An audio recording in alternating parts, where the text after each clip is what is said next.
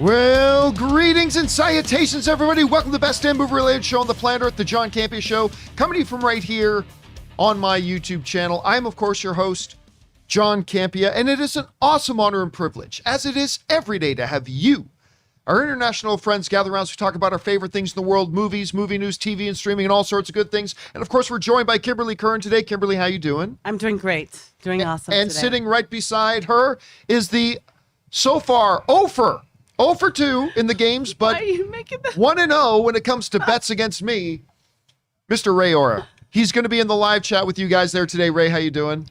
Yeah. And he's all excited, you can tell, because there's another game today. Woo-hoo. That's right. We're going to do another round of over-under today. This time we really are only giving away one invitation to come and join us for our private Spider-Man No Way Home screening on Thursday, December the 16th. So we'll get to that. Ray will be playing for one of our viewers. Kim will be playing for another one of our viewers.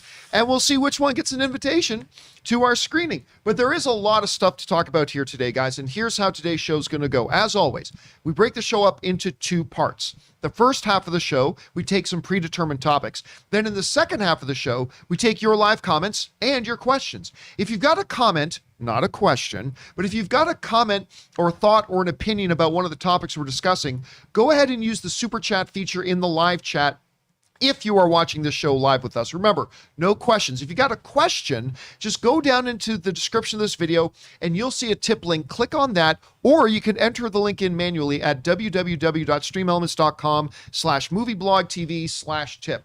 That way you can send in a question 24/7, and if you do send it in, it'll be read on this show or an upcoming companion video, if of course we deem your question appropriate for our show. And of course, as always, most importantly, you'll be supporting our channel as you do it, and all of us involved with the John Campea Show, thank you guys so much for your support. All right, guys, one other bit of house cleaning before we get into everything, of course, is that if you can't get your daily fix of the John Campea Show in front of a YouTube video, maybe you're commuting or jogging or you're at the gym, whatever, good news, there is an audio-only version that we call the John Campea Show podcast. It is available on your favorite podcasting app of choice. Just go search for it today and subscribe, so it'll be there when you need it. All right, guys. With that down, we've got an off the top here to cover today before we get into our main topics. And that off the top is this. You know, one of my favorite movies this year was actually James Gunn's Suicide Squad. It is one of my favorite movies of the year and one of the biggest box office bombs of the year. So It sad. was did not get what it deserved. Of course, one of the main culprits is, of course, the fact that it was aired on HBO Max the same day it was released in theaters. That certainly didn't help it, but it was also rated R, and the trailers was clearly it wasn't going to be a movie that's for everybody. I love the movie. I thought it was absolutely fantastic, and I thought it was quintessential James Gunn. One of the pleasant surprises for me out of that movie was John Cena's Peacemaker. Now, I didn't know what to think of him from the trailers and all that kind of stuff, but I'll tell you what, he actually showed me, I think, the best acting performance John Cena's ever done, because the parts that I liked Peacemaker the most wasn't even his incredible action and some pretty great one-liners. It was closer to the end of the film, without giving anything away, it was closer to the end of the film when he's actually struggling and he's getting kind of emotional. Like, even when he's talking to Rick Flag, he's like, man, don't make me do this. Like, there was something in that performance that he was showing us, John Cena was showing us stuff that I don't think he was capable of giving us before. And so because of that, I have been quite interested in this Peacemaker TV series they've got coming out. That's going to be on HBO. The first trailer came out, I thought it was pretty clever. It was cute. There's a new trailer, and I don't like it. You don't? I don't like the new trailer. Oh. It's hard for me to put my finger on why. Now, look, I'm still looking forward to this show. Don't misinterpret me. I am still looking forward to seeing Peacemaker. But I don't expect Peacemaker to have a $300 million budget. But it felt cheap. I don't know. The trailer itself felt very low budget. Dare I say, it almost felt like a film school project. Oh. Budget. It just kind of felt that. Now, again, I am very much looking forward to the show. I like the first trailer. Yikes. I really like this character, especially coming out of Suicide Squad. But I wasn't feeling this trailer. Just being honest. Hey, As man. much as I love James Gunn, and I'm sure the show's going to be great, That's how you but feel. the trailer is different, and I just wasn't feeling the trailer. You just saw the trailer for the first time this morning, as did the rest of us. Yeah. What do you think about it? I thought it was funny. I thought it was really funny. I like Danielle Brooks in there. I think she's hilarious. It's funny because the way the cinematography reminded me of Malcolm in the Middle. Don't ask me why, but there's a scene where he's like talking to his dad in the kitchen, and I'm like, why does this remind me of Malcolm in the Middle? And so I don't know. It's. I didn't think it looked student filmy, but I did feel like it was like network TV, not so much like cinematic level. You could see this in the theaters, like pretty much everything else on HBO.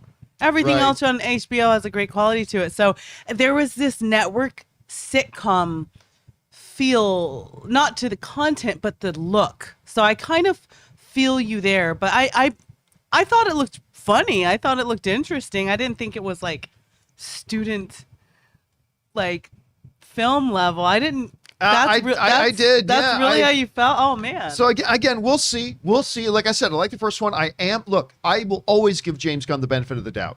And remember, this is the trailer. James Gunn didn't make the trailer.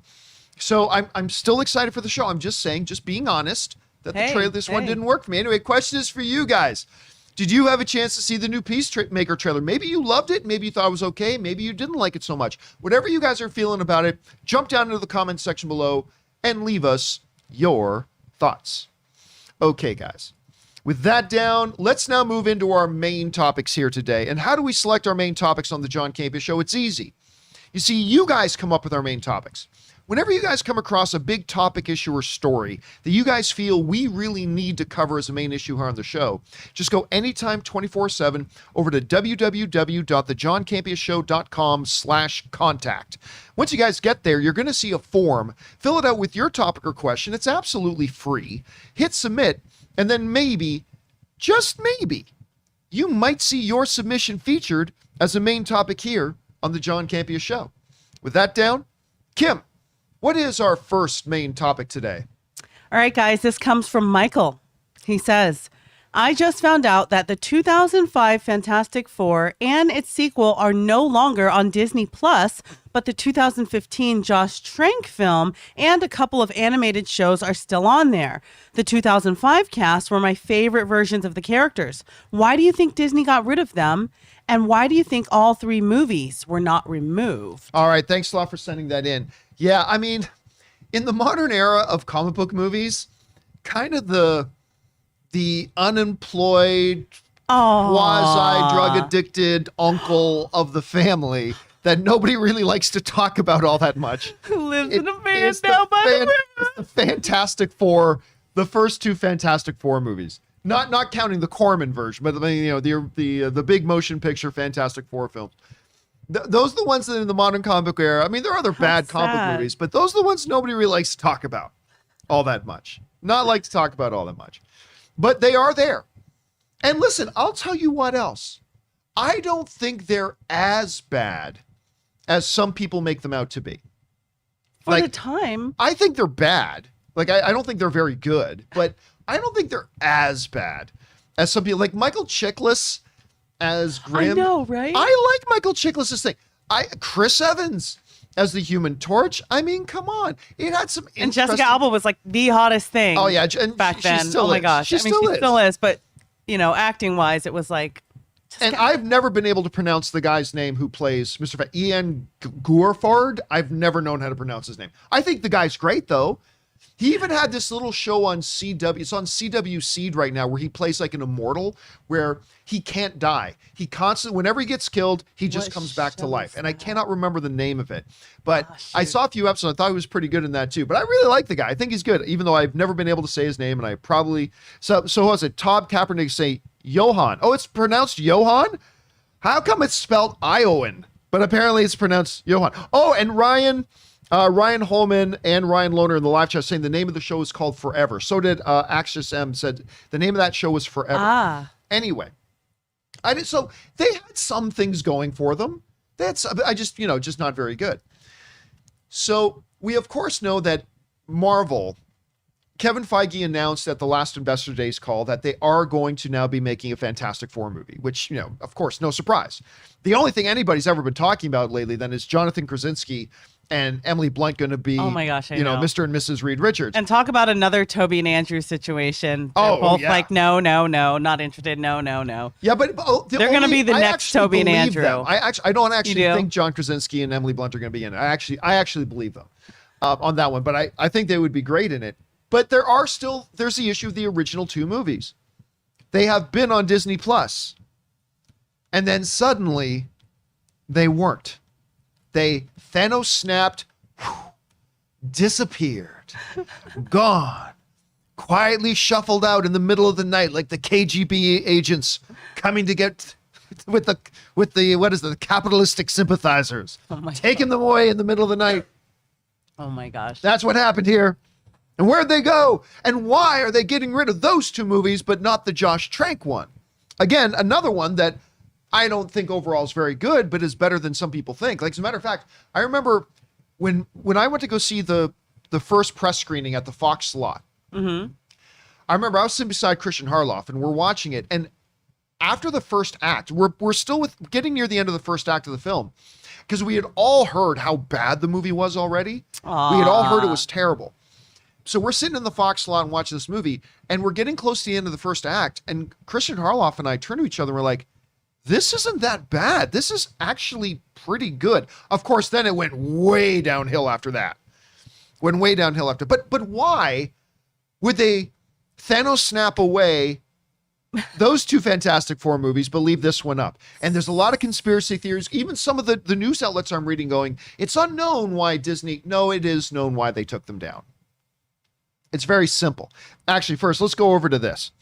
This comes to us from the folks over at comicbook.com who write, the two Marvel movies that helped pave the road to the Marvel Cinematic Universe franchise have now been removed from Disney+. The 2005 Fantastic Four movie and its sequel, Fantastic Four: Rise of the Silver Surfer, were pulled from the Disney Plus streaming library as of today, December 1st, 2021. Fantastic Four has actually had a pretty surprising run on Disney, as the streaming service removed it from the content library back in early August, only to quietly return it just days later. With both of the 2000s Fantastic Four movies now gone, only Josh Trank's infamous Fantastic Four reboot film remains, along with two animated series from the 1990s and 2000s, respectively. So again, the question becomes, why were those two taken off and that one's left on? It's actually very simple. This was a Fox movie. When Disney took over Fox and gained all the rights to all those movies and all those characters, they also inherited all the existing contracts, licenses, and obligations with those movies. And that meant that there was, at some period in time, other networks that were going to be having the rights to those Fantastic Four movies. As a matter of fact, you can go online and watch those Fantastic Four movies today, because there was a contract that said, as of December, Peacock got to have the Fantastic Four movies. So even though they are owned by Disney, they were snapped into a different universe. Multiverse. Like Doc Ock coming into Tom Holland's universe. There was a pre-existing contract with a pre-existing obligation that Peacock was going to get the rights to show these movies for a finite period of time. I don't know how long it's going to be. It could be for a few months. It could be for a couple of years. I don't know how long. At some point, these Fantastic Four movies will go back over to Disney+. But when Disney bought Fox, it inherited a contract that said these films got to go onto Peacock at a certain time. And that's why today you can go over, I mean, if you're dying to see Rise of the Silver Surfer, today you can go on over there and you can check it out. That's is there, my favorite one, by the way.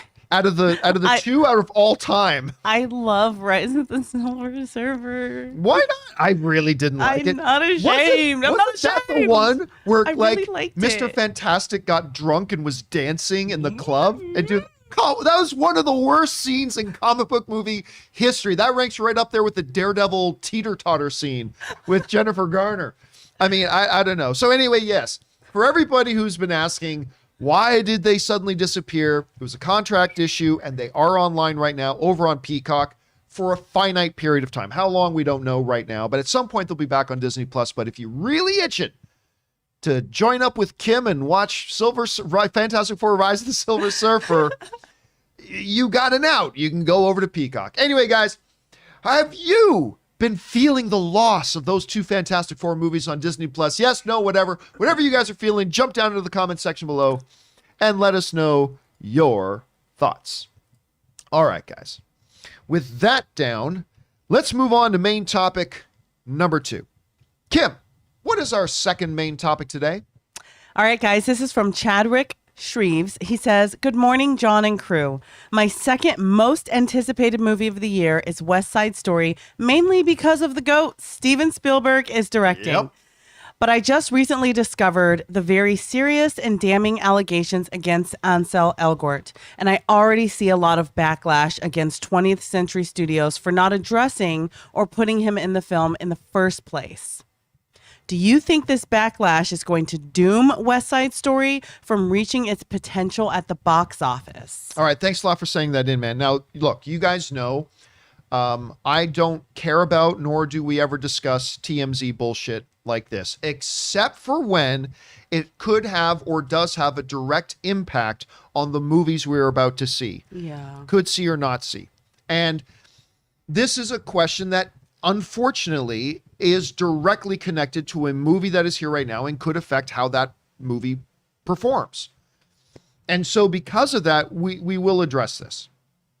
Now, for those of you who don't know, Ansel Elgort, who is, of course, the star of Baby Driver, he was very good in that. Yeah. I don't think he's the most charismatic movie star in the world, to be honest with you. He's not my favorite for him, but he was pretty good in Baby Driver.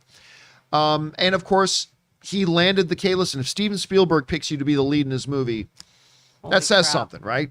So he's the male lead in this movie of West Side Story, and there's already early Oscar buzz for it.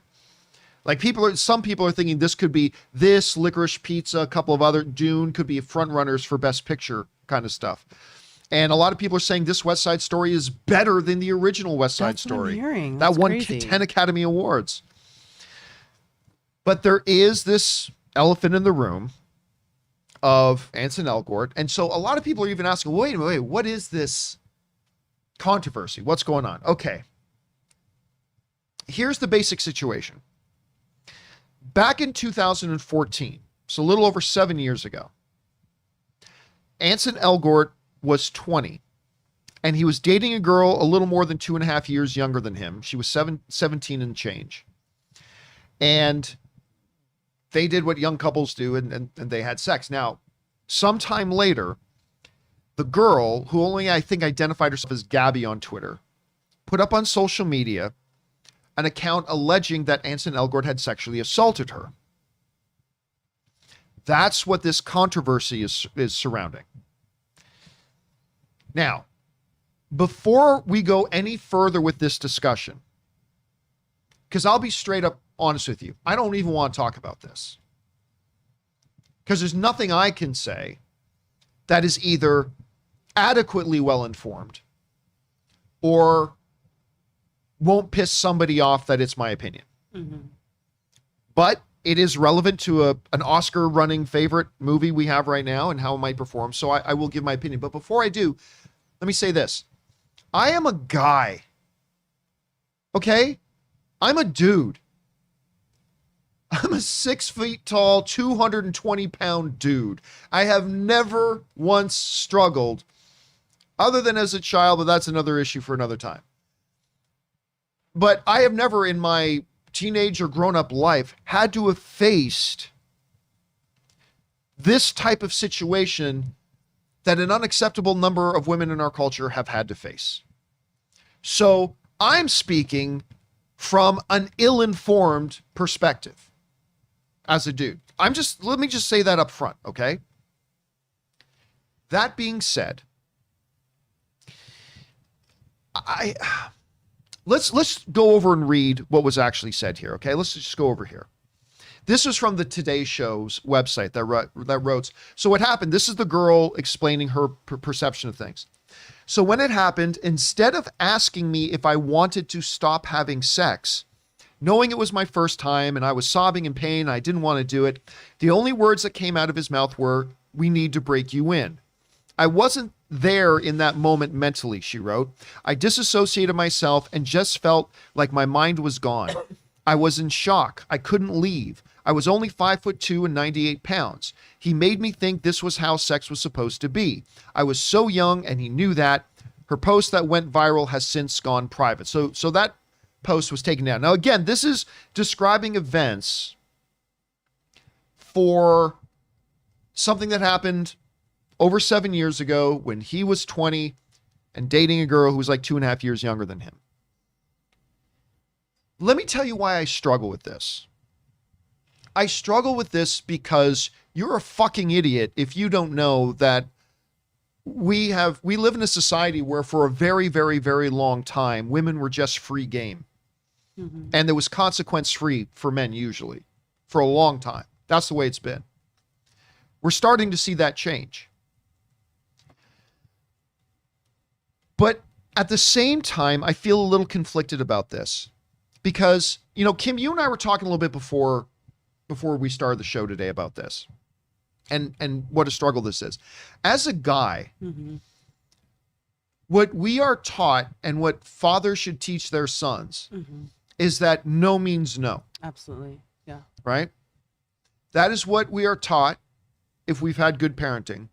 And that is what we should be teaching. Absolutely. No means no. It's that simple. Get over it. In this situation, and let's bring this up again, even the girl's own account doesn't suggest that she ever told him no or suggested to him this is not something that she wanted to have happen. Mm-hmm. Again, what she wrote was, so when it happened, instead of asking me if I wanted to stop having sex. So even in the account, the girl was basically putting the onus on him that he should have been actively asking her if she wanted him to stop. Mm-hmm. And this just makes me feel really bad for everybody involved. Yeah. Because if in her mind, this is one of those situations where I could see where in her mind, she felt trapped. She felt like this was not where she wanted to be. This is not what she wanted to be doing. But him, he's thinking we were consensual starting to have sex. She has not told me to stop. She's not said she wants this to end. So in his mind, he's thinking this is all totally consensual. And again, I wasn't there. I don't know. I don't know her frame of mind. I don't know his frame of mind. All I have is from a complete point of ignorance, 7.5 years later, reading an account saying he didn't ask me if I wanted him to stop. Does the situation suck? Yes. Mm-hmm. Do I think Ansel Elgort, who I'm not the biggest fan in the world of, mm-hmm. do I think Ansel Elgort at this point should be held accountable for that? No. I mean, just based on what information we have available to us, and there could be a huge amount of other information that we don't know mm-hmm. that could totally change our minds. But just based on the limited amount of information that I have, and if you're going to write into me and ask me, what do I think this is going to hurt the movie? Number one, I don't think it's going to hurt the movie in any legitimate way. Mm. And number two, again, from an outsider, 7.5 years later, from who wasn't even their point of view, do I think this is enough that should hurt the movie or should hurt Ansel Elgort's career? Right now, I got to say no. From what I've seen. So, I don't know, Kim, listen, you have would have a much better perspective from this than I would, simply because I'm just a dude, so I don't know. But you've read what I read. Mm-hmm. You saw what I saw. There are two questions. One, do you think this is going to affect the performance of West Side Story? Mm-hmm. And two, do you think it should affect the performance of West Side Story and Ansel Elgort? What do you think? Okay, so to answer your questions directly, because I have so much to say on the topic of the subject. To answer your two questions specifically, I don't think it's going to affect the movie. One, because it's coming out in 7 days here, and this hasn't been an Army Hammer like shadow over the situation. Right. I remember hearing about this, and honestly, even with the trailer coming out, I completely forgot about this situation until it was brought up, to be perfectly honest. Not that I don't care. I'm just saying, in terms of my memory, I remember this story, and it wasn't literally till yesterday that I was like, oh yeah, what was that situation again? So I feel like, in terms of your question specifically, it's late in the game to be that type of rain, cloud over the picture, to just cancel it and go, this movie's ruined. Everyone's work, it's going to the dumps. Remember this? I think it's too late for that. Should it? In terms of, I feel like that's a separate question, because in terms of should an individual be held accountable is separate than should we cancel the film. I find it, one thing that I do find interesting is, obviously they didn't film this yesterday. They filmed it closer to when the story came out than now. So I'm not saying cancel the boy, because things should be investigated, and it's not a Kevin Spacey situation. I'm not saying it doesn't mean anything. I'm trying to be careful with my words. But what I am saying is, it's interesting that the studio, this came out closer to when he was cast, when they started filming. And I'm interested to know their thoughts of that decision. Right or wrong, guilty or not guilty, because you could be in the middle of a court case and someone could decide not to work with you, not because they've decided you are guilty, but they've decided, you know what, this is a big rain cloud over the situation. We just don't want to bring the whole project down having you involved. We're not saying you're guilty. We're not saying you're not guilty. Just the issue is so big. Clearly the issue and the allegation doesn't seem like it was big enough for them to not put him in the film. So I find that interesting. I think it's a sad and scary situation. I will say, from personal experience, there's a fight or flight or freeze. And sometimes you don't always have these Lifetime movie moments where you're like, stop. No. Sometimes you freeze. So this is a really difficult. That's a really difficult question to answer. I think it's too late. It's not going to affect the film. It's too late for it to affect the film, and I don't think we should cancel it based on limited knowledge and information. However, I think the situation should be investigated further. Well, and again, there was no investigation because because what to say about it. She never pursued it. She removed her post. There was no investigation. It was never a legal issue. It never became a legal issue. So there was never any criminal charges. There was never any civil charges. Did her allegation come out a year ago? I can't remember when I know it resurfaced not long ago, but I can't remember when she originally posted that.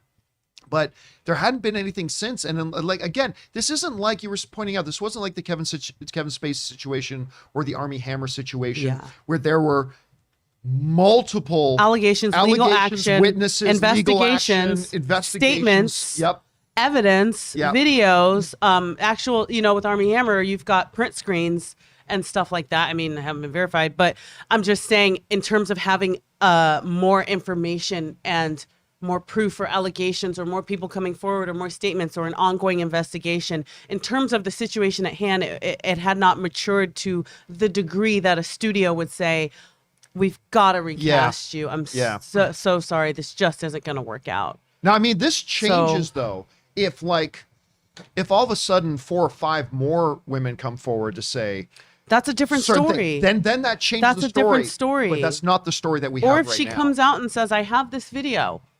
Or he doesn't know that I was recording.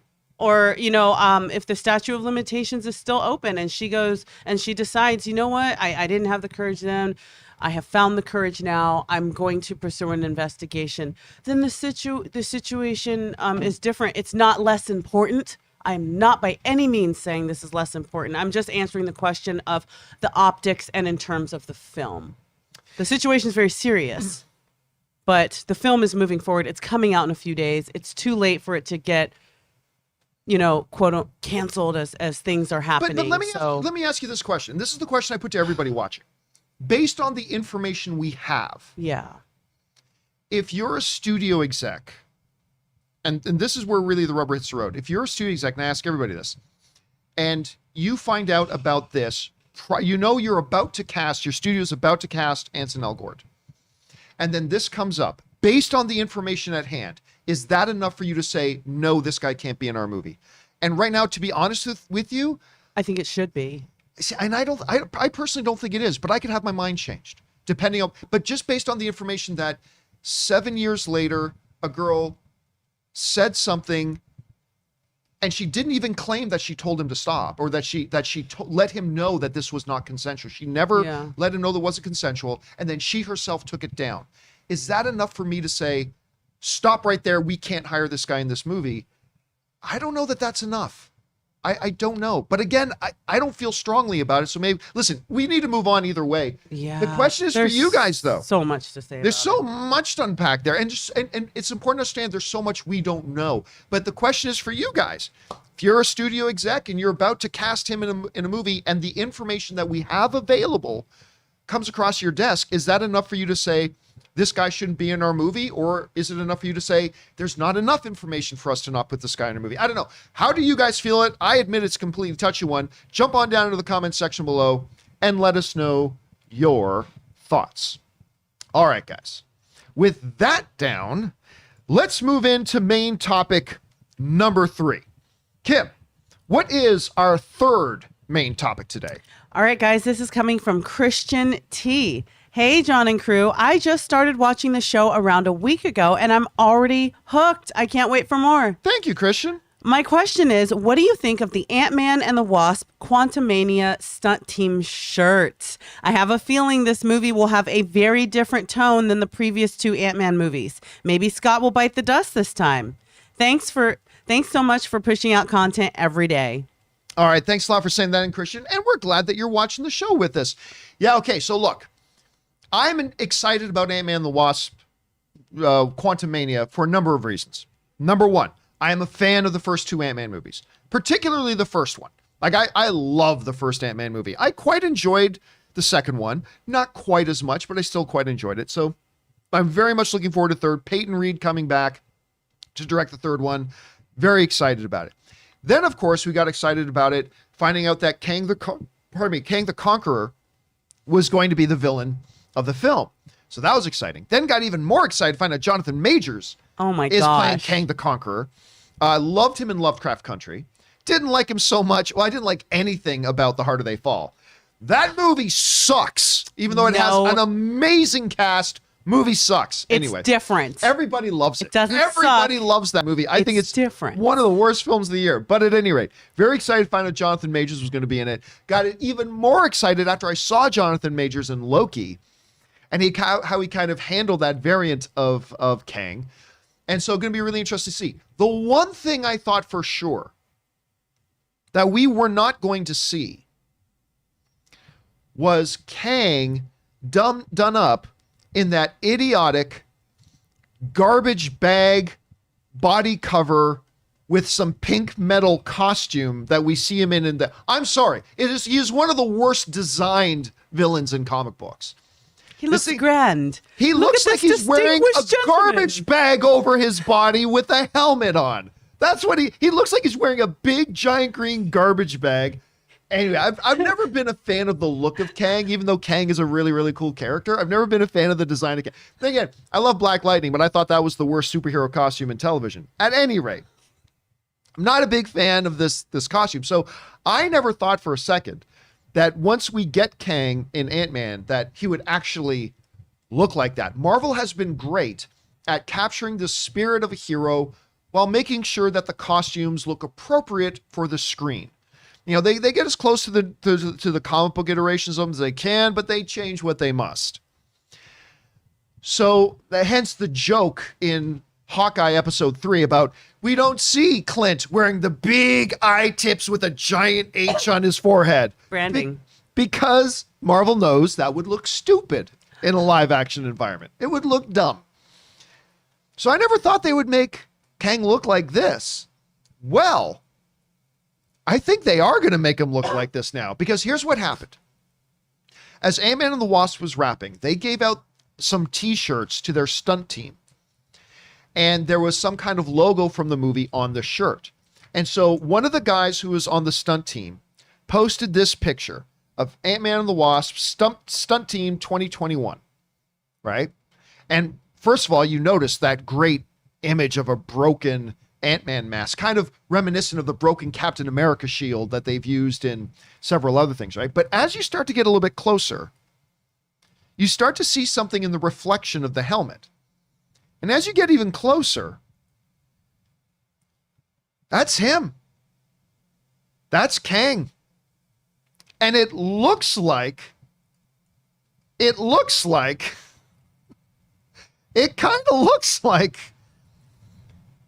he's going to be wearing that. Now, it doesn't look as frumpy. It looks like a little more slimming. He made it fashion. Yes, it doesn't look as frumpy as maybe it does in the other thing, but that purplish pink color is there. It looks like the face, so you got the glowing eyes. That's clearly Jonathan Majors. Maybe a little more trim. So maybe this is one of those situations where Marvel is taking the spirit of the look, but making adaptations where they must. Because again, I really don't think this works on the big screen at all. So it looks like they're taking it and kind of modifying it a bit. Now, it should be pointed out that this image was quickly taken down. So I guess... Is he so fired, or is that a slap here's on the the thing. wrist? If you hand out... Here's my thing. If you hand out these t-shirts, unless you tell them as you're handing out the t-shirts, hey guys, just so you know, don't share this. Don't take pictures of this, and don't wear it. Why would you give somebody a shirt and tell them not to wear it? But if they gave them these shirts, then there is nothing wrong with this guy going, oh yeah, they gave us a shirt. I guess I'll wear the shirt. How novel. And take a picture of it. But maybe they had second thoughts of, you know what? Here's what I'm guessing probably actually happened. Was that, the production team, whatever, decided, let's give these shirts to our stunt crew. And they had no idea that maybe that image shouldn't be out there yet. So the stunt crew gets it thinking, okay, cool, great. And the people who are giving them the shirts like, yeah, here you go, no problem. And then they put on a shirt, take a picture, and then immediately the phone calls came. No, that picture can't be out there yet. That picture can't be out there yet. Well, now it's a little bit too late. The picture's out there. Wow. And again, it's the Ant-Man broken mask is great, but it's all about that. It's all about that. Ray, let me ask you. I mean, you look at these pictures, right? You look at the classic look at Kang the Conqueror. Obviously, it looks like slimming down. Were you kind of thinking they would actually do the comic book look of it? Did you think they would make him, because he totally looked different as the one of, like, he looked totally different in Loki. Yeah. So did you think they were going to do, how did you think he was going to look? I didn't actually think they were going to go with the blue face and stuff, but Neither it looks did like I. they're going closer to the comics, but I don't know. I can't really tell if that's really him in the helmet. Oh, there's no, look at that. I'm not going to. Look at that. There's no doubt. What do you think that, you think is that Galactus? Galactus? Oh, like everyone was saying, that's a Jawa. It's a Jawa. Oh. Come on. You know that's Kang. I don't want to be wrong, so I'll say I don't know yet. So you're going to say you don't know yet. Okay. Well, anyway, the question is for you guys. What do you think about that image? I personally, the whole thing I think looks great, like with the broken Ant-Man mask and the reflection of Kang. I think that looks great. Are you surprised they're going with something that looks pretty darn close to what the comic iteration is? Maybe it looks even more different than we think, because obviously it's a lot more slimmed down. I don't know. What do you guys think? Maybe you think like Ray and you don't even think that's actually Kang the Conqueror. Maybe it's John Krasinski as Reed Richards in Fantastic Four. I don't know. Whatever you guys think, jump down to the comment section below and let us know your thoughts. Okay, guys. With that down, before we get into our last topic here today, going to remind you guys that we've been lucky enough, we've been given a private screening, a private theater to watch Spider-Man No Way Home on Thursday, December 16th Very excited about that. And we had asked you guys if there's any of you who are in the Southern California area or think you can get to the Southern California area to send in submissions to see if maybe you could win an invitation to come and join us. And we've got a lot of submissions, a hell of a lot of submissions. Now, yesterday we played a little game of over-under, and we're going to do that again today. Yesterday we played a game of over-under where both Ray and Kim represented one person each who submitted. Now, at the end of the day, we gave out invitations to both, but So sweet. we are running out of spots. we are down to our last few spots that we can give out. And so today we are going to play another game of over under with Ray v. Kim. The battle continues, and each of you guys will be representing one of our viewers. All right. And there it is. There's the picture. And whichever one of you guys wins, your viewer that you are representing will get an invitation to come see it. So Ray, you are going to be representing KJ. So everybody, let's meet KJ, shall we? Hey, what's up, John? I'm going to make this really quick. My name is KJ. I've been a fan since I was 12 years old. I'm 20 now. The first video I ever saw of you was your Amazing Spider-Man 2 review. So I thought, maybe it's fitting I see the next Spider-Man movie with you guys. I was at the 100 million view party in Burbank 2 years ago. Here's my shirt for proof. Another one with the shirt. And I'd love to have the opportunity to come hang out with you guys once again. You're great people, and I love you guys. There's that. Have a good day, man. Okay, so Ray, you are going to be representing KJ. All of KJ's hopes and dreams rest on you. Can I just stand in the theater while he takes my seat? Aw, Ray is so giving. Ray is so giving. All right, now let's meet who KJ is going against, who Kim is going to be representing. Kim is going to be representing Zek.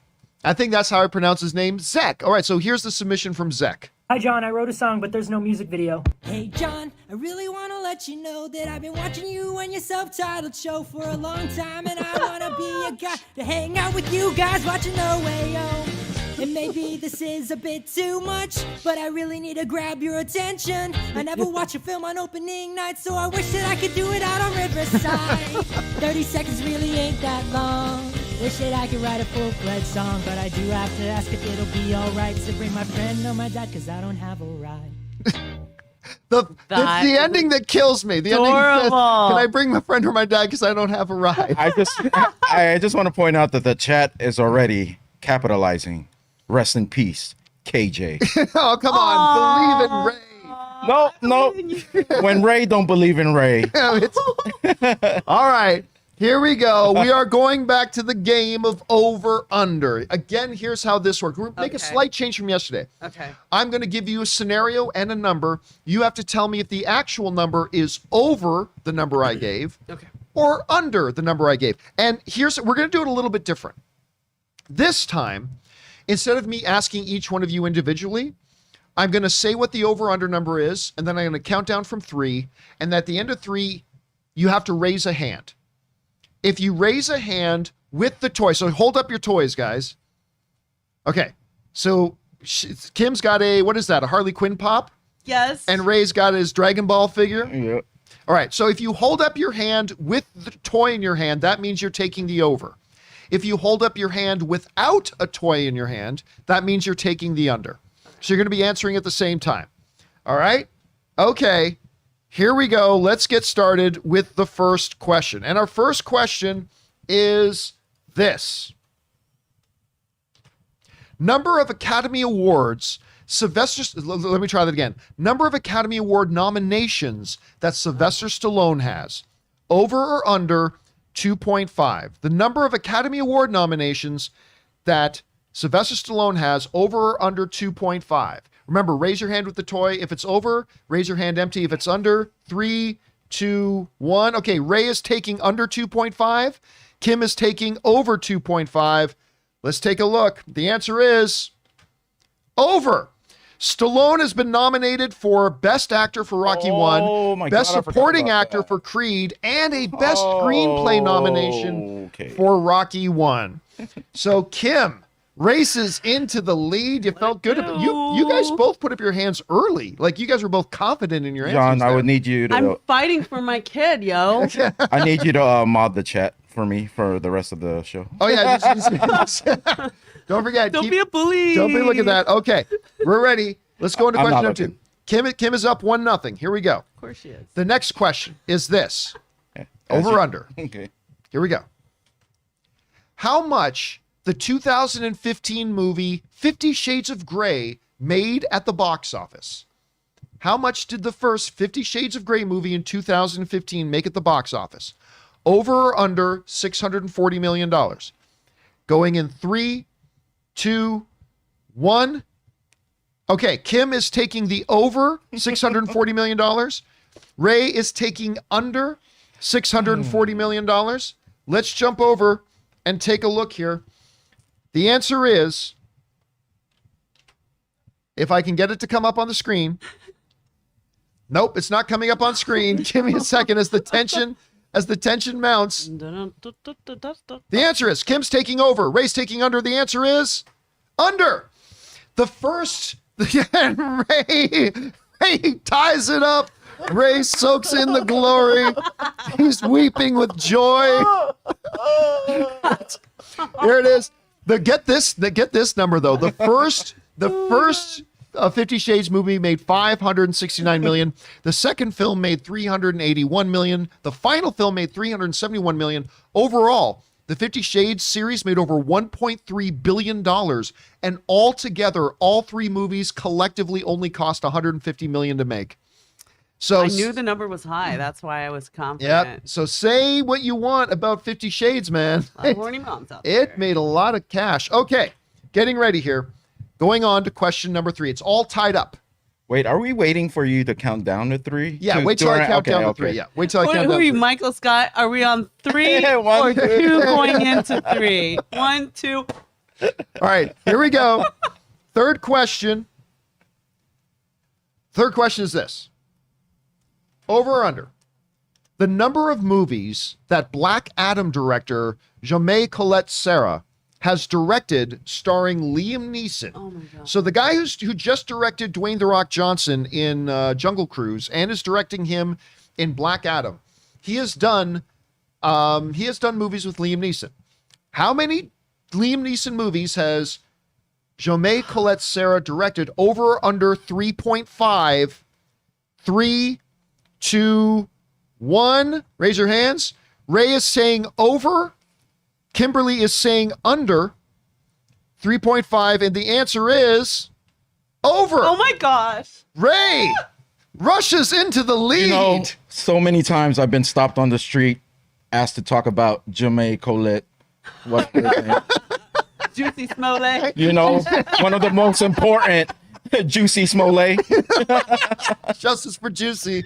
All right, so he has actually directed 4 Liam Neeson films.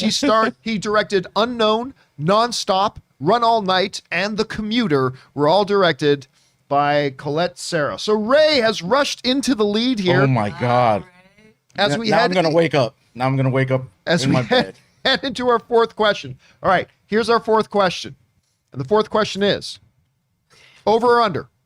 Number of years since John Williams last won an Academy Award. Over or under 23.5 years. Again, number of years since John Williams last won an Academy Award. Over under 23.5 years. And we're going to go in 3, 2, 1. Raise your hands. Ray is saying under 23.5. Kim is saying over 23.5. And the answer is Oh, why? John Williams last won an Academy Award in 1994 for Schindler's List. He has been nominated 21 times since then and has a record of 52 Academy Award nominations in total with 5 Oscar wins. Do you think he was snubbed on one of those? Probably. I'd have to, That would be That's a kind big of list. a win. that would kind of be a win. So we are all tied up. Oh, KJ. 21 KJ, times. What are we going to do, KJ? 21 times. Okay, only 2 questions left because we have 6 questions today. You guys are all tied up. All right, next question is this. Heading into the home stretch now, all tied up. Over or under? Counting Justice League as just one movie. So the Justice League and the Zack Snyder Justice League, just count that as one movie. Counting Justice League as just one movie, How many DCEU movies has Superman appeared in? Once again, counting Justice League as just one movie, how many DCEU movies has Superman appeared in? Over or under 3.5? Going in 3, 2, 1, hands up. Ray is taking the over. Kim is taking the under. All right. In the question of counting Justice League as one movie, how many DCU movies has Superman appeared in? Over, under 3.5. Ray's taking over. Kim's taking under. The answer is over. Oh my God. Superman in the DCEU has appeared in 4 movies: Man of Steel, Batman vs. Superman, Justice League, and Shazam. That's the question that was on my mind. I was Everybody going to forgets ask you Shazam. beforehand, but it didn't show his face. Are you just only talking about we the didn't say IP? Henry Cavill. We didn't say how many movies did Henry Cavill appear in. We said how many movies did Superman appear in, and Superman makes an was appearance. literally my, oh my Yeah, God. like Superman makes an appearance. Oh, come on. He does. Superman Right. appears in It Shazam. wasn't even above right here, belt. His tights. Maybe, I but demand it's a him. recount. But it was him. It was him. So Ray has jettisoned into the lead. But It's K-Ray now. It's K-Ray. It's K-Ray. It's K-Ray. Team K-Ray. Oh my God. So yes, Thomas. some people in the live chat say, wait, Shazam counts? Did or did not Superman appear I in that didn't movie? think Shazam counted. That's He why I voted. appeared in the movie. You didn't see his face. It wasn't Henry Cavill, but Superman appeared in the movie. John. It absolutely counts. All right. Heading into the last question, where Ray either seals this thing or Kim ties it up to set it into a sudden I death. cannot lose to the guy who doesn't think that was Kang. I can't. I'm just saying, I don't want to Walking be out of caught saying Mission it's Kang when it's not. All right. Ray either wraps this thing up or Kim forces it into overtime. Here's the final question. The amount of money that James Cameron's Avatar made on its opening weekend, over or under $84 million. James Cameron's Avatar, how much money did it make opening weekend? Over or under $84 million. And we are going in 3, 2, 1. Raise of hands. Both are taking over, which means however this works out, Ray wins. But the answer is, both of you took the over. The answer is, if I can bring up the screen, under. I was Wait. going to say Wait a Avatar, minute. Okay. Avatar made $77 million on its opening weekend.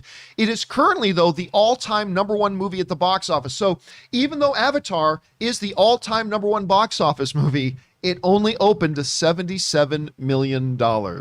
So Ray and Kim both took the over on that. They voted at the same time, which means Ray is our winner.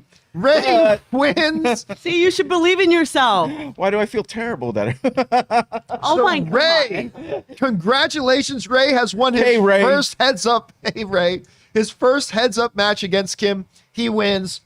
The bad news is, of course, Kim, that you lost, which I'm means, of course, the person sorry. you were representing was this. I know. Was Zeke. That means he loses as well. you made a song See, too? can I just say your song was a bop? I really want to remix this mess. I'm so sorry, my friend. Although here's the good news. I was totally lying. Both of Of these guys. course. I was like, why did you pick the guy who made the song already? Of course, I was lying. Oh, So bad. Both Zach it. and KJ are both going to be invited, so we'll be emailing you guys shortly with details about how to come. However, I am going to let you know. I am going to let you know, okay? In all seriousness, no takebacks. We're going to do 2 more games in the coming days. Okay. And we really are pretty much out of spots. We really are. So Okay. just to let you know in advance, the next couple of games where Ray and Kim will be playing to get one of you guys into this screening, it really will be one or the other. Today, I just decided to pull a fast. How can we not invite a guy who shows That's what 100 I'm million views shirt saying. and a guy who gives us why that am I so song? dumb to believe you? Anyway, so both these guys are going to be invited. Yay. There you go. All right, guys. With all that down and out of the way, that was fun. That was so fun. That was a good one. Okay. With Believe that in down yourself. and out of the way, let's do one last main topic that is kind of actually an off the top, but this is too big to only have as an off the top, and that's this. You guys know, number one, I have never been invited to a Spider-Man premiere in my life. That's one of the few kind of franchises I've never been invited to. I have never been invited to a Spider-Man premiere, nor will I be this year, for sure. But news has come out, or at least reports have come out, and stories have started to come out, that Spider-Man No Way Home, which is going to start screening for some critics in advance, what is traditional is, for the press junket, they show the movie to critics in advance, so that the critics, as they go, and the interviewers, as they go into the junket, then know the movie they just saw, so they know how to intelligently interview the people, right? Straightforward, easy enough. Or is it? We all know that there's going to be a lot of stuff and a lot of big surprises in the Spider-Man No Way Home movie. And now there are reports going around that saying these advanced critic and interview screenings, they're only going to show them 40 minutes of the movie. 40 minutes of the 2.5-hour movie. What? Now, this one comes to us from CBR, that's writing, members of the press who screened Spider-Man No Way Home apparently won't be seeing the film in its entirety. A number of insiders, including Big Screen Leaks, are reporting that the press screenings will only feature about 40 minutes of the actual movie. This is said to be just enough to give journalists some context for an upcoming junkets and other press events. The full version of No Way Home will screen for the premiere and for early purposes. I think that's the case, and for whatever early purposes. So there's that.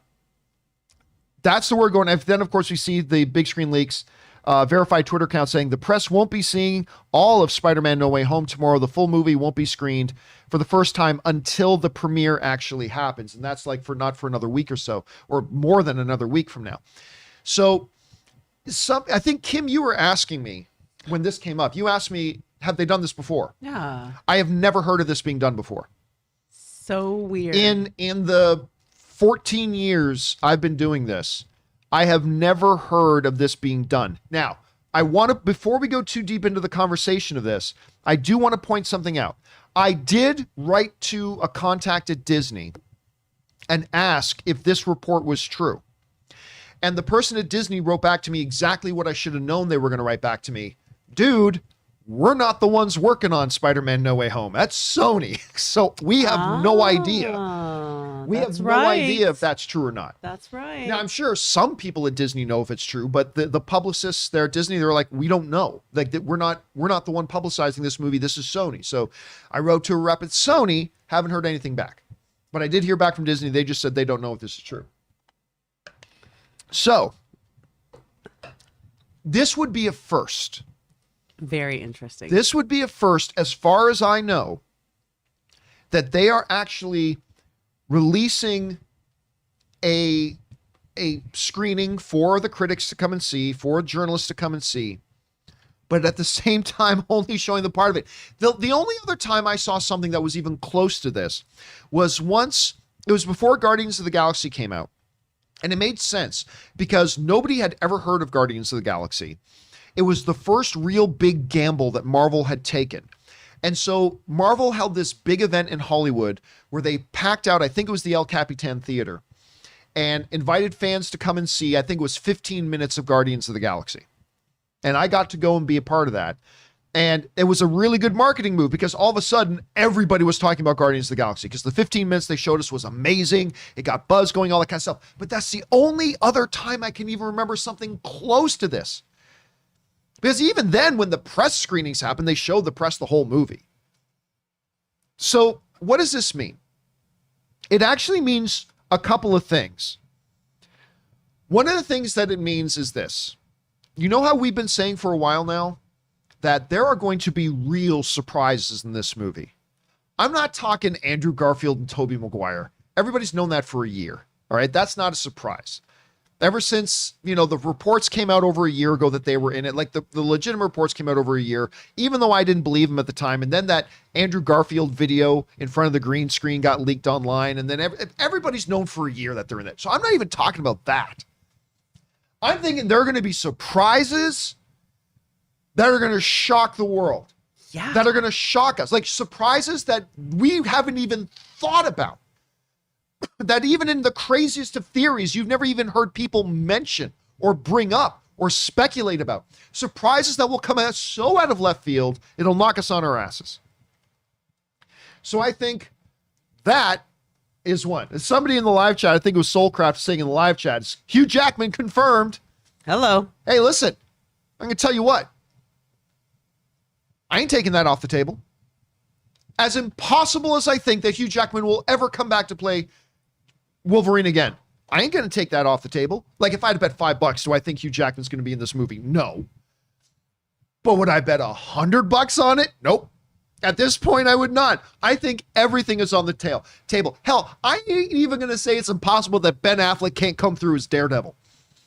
From his old, God. I'm just telling you, I am not taking it off the table. I think the surprises are going to be so big surprises. Big surprises. Going to be surprises so big, it will shock the world. Because not only are they, listen, this is a 2.5 hour movie. They're not only just saying, hey guys, we're only going to show you 2 hours. We got to leave about a half hour of it out. Yeah. They're only showing them 40 minutes. 40 minutes. Big surprises. I'm telling you, huge. You think, and it's the first 40 minutes, right? I don't know. Because it for could me, be a very cherry-picked 40 minutes to work around right? a lot of things. So, oh my God. I mean, I think this is because there's literally no other reason to not show the journalists the whole thing. That's the way it's always done. And that is the way it should be done. You look, if you're going to send in journalists to interview filmmakers and actors and things like that, they should have seen the entire movie to be able to intelligently interview them. The fact that they're not, and that's the way Disney always does it. That's the way Sony always does it. The fact that they're not doing it here, the only explanation to me is, number one, that there are surprises in this thing that none of us are even contemplating. Like, we know Venom's going to be in there. Yeah. We know Toby and Andrew. Most of us know Toby and Andrew. You are still dubious about that, but most of us still know Toby and Andrew's going to be in there. Philip Gray is saying gold boots are going to be in there. For those of you who watch the DC fandom event, you know what he's talking about. Gold boots are going to be in there. Fox in the Future saying Justin Bieber as Galactus is going to show up. Never say never. I'm a believer. I am a believer. I mean, it's going to be crazy. So the first thing this tells me is that there are going to be surprises, the likes of which I don't know that we've ever had in films before. The second thing it tells me is this. Sony doesn't trust their journalists. Hello. Now, look. It is common, unfortunately, that at premieres, where it's not just journalists, it's people and their dates, actresses bringing their kids, guys bringing their moms, whatever. There are tons of people who go to premieres that are not a part of the studio, not a part of the industry. Tons of them, right? When I'm sitting in the Dolby cinema, the Dolby, what's the Dolby Center called? Anyway, where they hold the Academy Awards. Mm-hmm. When I'm at the Dolby, where they hold the Academy Awards, and they're doing a big premiere, there's like 1,000 people in there, 2,000 people in there, right? Probably like half of them aren't a part of the film industry. They're probably just, regular people. And so after premieres, yeah, you get a lot of leaks come out of premieres. You get a lot of leaks. You don't get a lot of leaks coming out of press stuff, unless you're Forbes. Unless it's Forbes.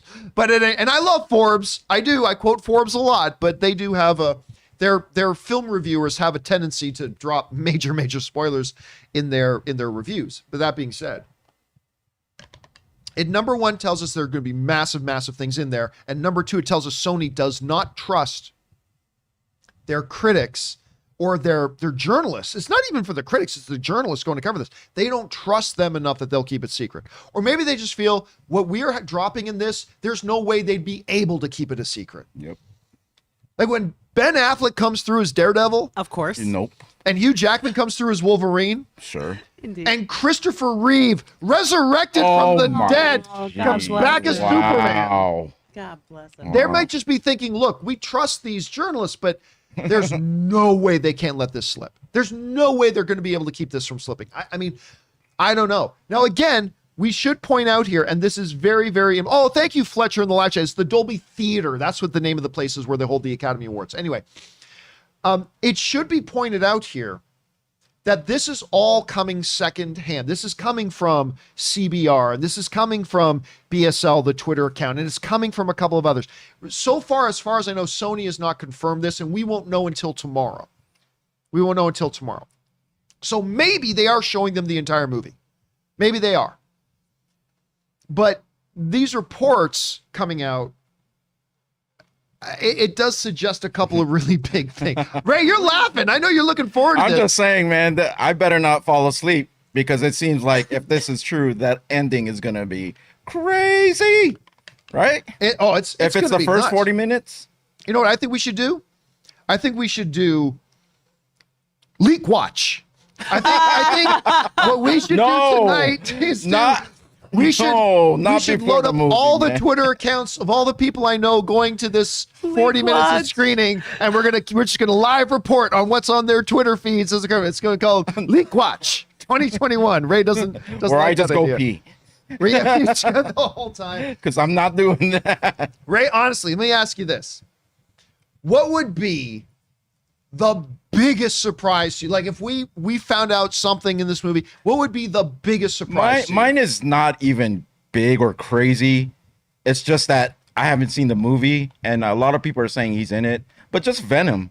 Right. I'll be the happiest guy in the world just to see Venom and Spider-Man on the screen, like in their suits, fighting at the same time with each other or against other people. That's just it. That's my expectations for surprises are low on this one. Right. So if I see that, I'm happy. You're happy with that. It's already it already gets an 8 out of 10 without even talking about anything else. Kim, what about you? What do you think could be the big surprise to you? Like, if you walked in and think this would be the biggest thing that would surprise me. Oh my gosh. Magic Mike's abs? Or his dance moves. I'm so excited for this. This says so much. If it's true, let me calm down. This says so much. If this is actually true, because that means, I agree with exactly what you said. I mean, some of you lovely folks think that Toby and Andrew is going to be in this. Bless your heart. But what else could possibly be happening? Oh, Cameron knows what your big surprise is. So freaking afraid. Cameron in the live chat knows what your surprise is. Cameron, tell all. Shazam. Shazam's going to be your big surprise. I like it. It's the done deal. Shazam. I'm here for it. With a headless Superman. What could possibly be happening? That you do not want your journalists, people who are professional, people who get paid to do a job a certain way, you do not want them to see the whole movie. I'm starting to really feel like we're going to get like X-Men. I'm starting to feel like this is not, Toby and Andrew's not even going to be the issue at all. Because it's got to be huge. Or a major death. Ooh. I was already super sorry, guys. My voice is still not 100%. So whoever's listening to the podcast is like, her damn voice. It's still pitchy.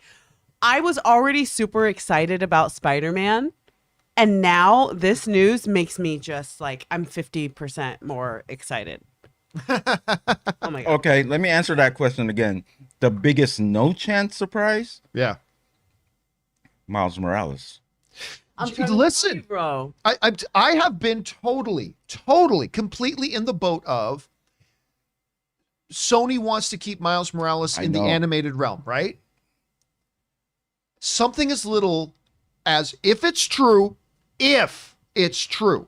and they're only showing 40 minutes to critics, I ain't going to bet $100 against Miles Morales, a live action Miles. I mean, I have said this whole time, there's no way Sony's putting Miles Morales in live action. They've got him. They're being incredibly successful with him in the animated thing. They're going to keep him there.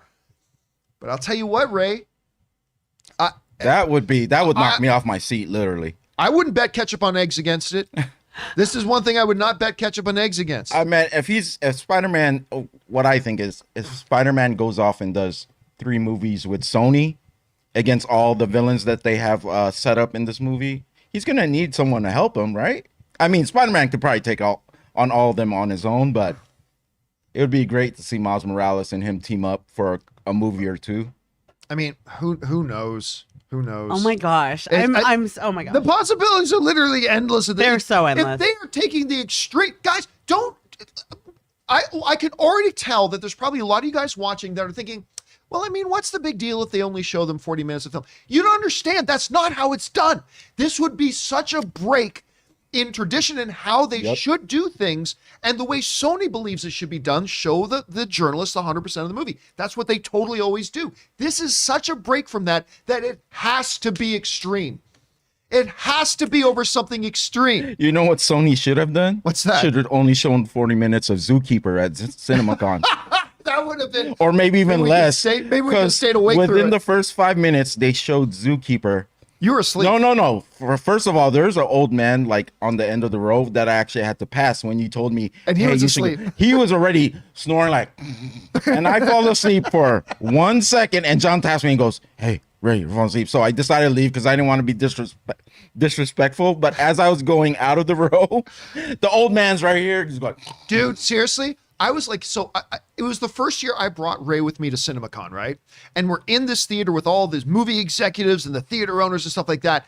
And we're in this advanced surprise special screening of Kevin James's Zookeeper, right? And it was bad. But still, like a minute into the movie and Ray starts falling asleep. And I'm like, dude, Ray, you're going to embarrass me, man. In front of all, I bring you to this thing, you're going to embarrass me, right? But so then Ray goes, I think I better just leave because I'm going to fall asleep. I'm like, okay, cool. But as he's walking out, I'm looking around and like half the fucking audience was asleep. Like half of them were asleep. And then I felt so bad that I was like giving Ray a hard time because everybody was just sleeping in that theater. Because anyway. and you hated it when you left. Oh, I hated You're like, that. you should have left with me. I should have gone with you. It was so bad.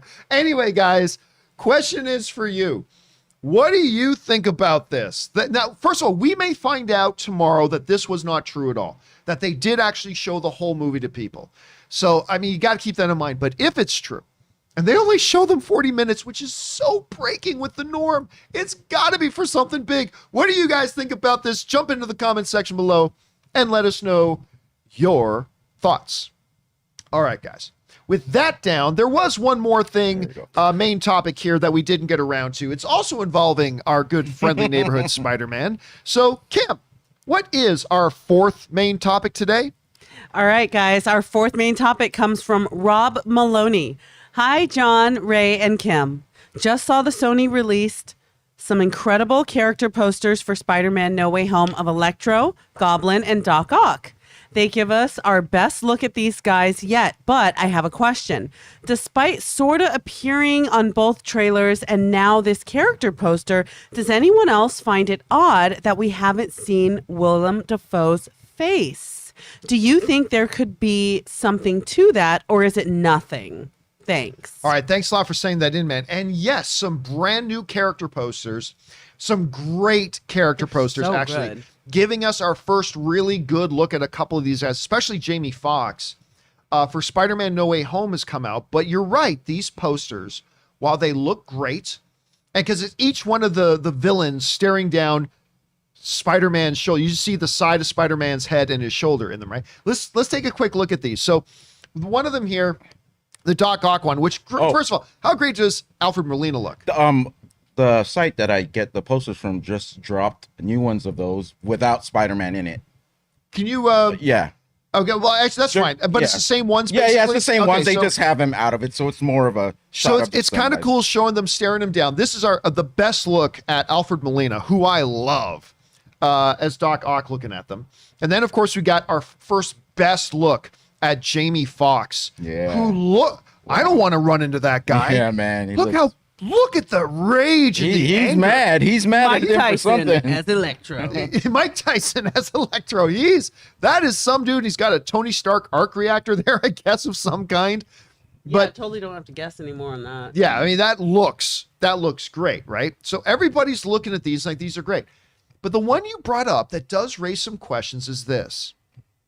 Again, we get one of Goblin in there, and of course it's the Willem Dafoe Goblin from the first Spider-Man movie, right? And it looks great. Yeah, it does. Damn, that looks menacing. Yeah, it looks I'll be menacing. honest with you. I've always thought the Goblin mask was kind of hokey looking. I always thought it looked like, but I look at it in this image and I'm like, okay, for some reason now it seems kind of terrifying. Even though I always thought it looked kind of dumb, here I think it looks terrifying. But the interesting question that he brings up in the email is simply this. We have now had trailer 1 where Willem Dafoe is implied. Then in trailer 2, where you see Goblin, but you don't see Willem Dafoe.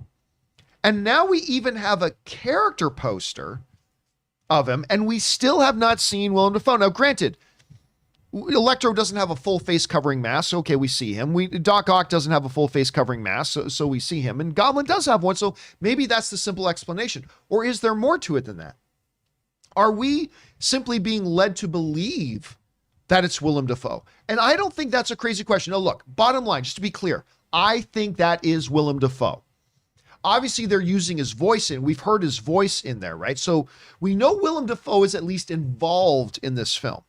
And I think that is Willem Dafoe under the mask. And I think when this movie comes out, we're all going to see that's Willem Dafoe. That's what I think. That's what I believe.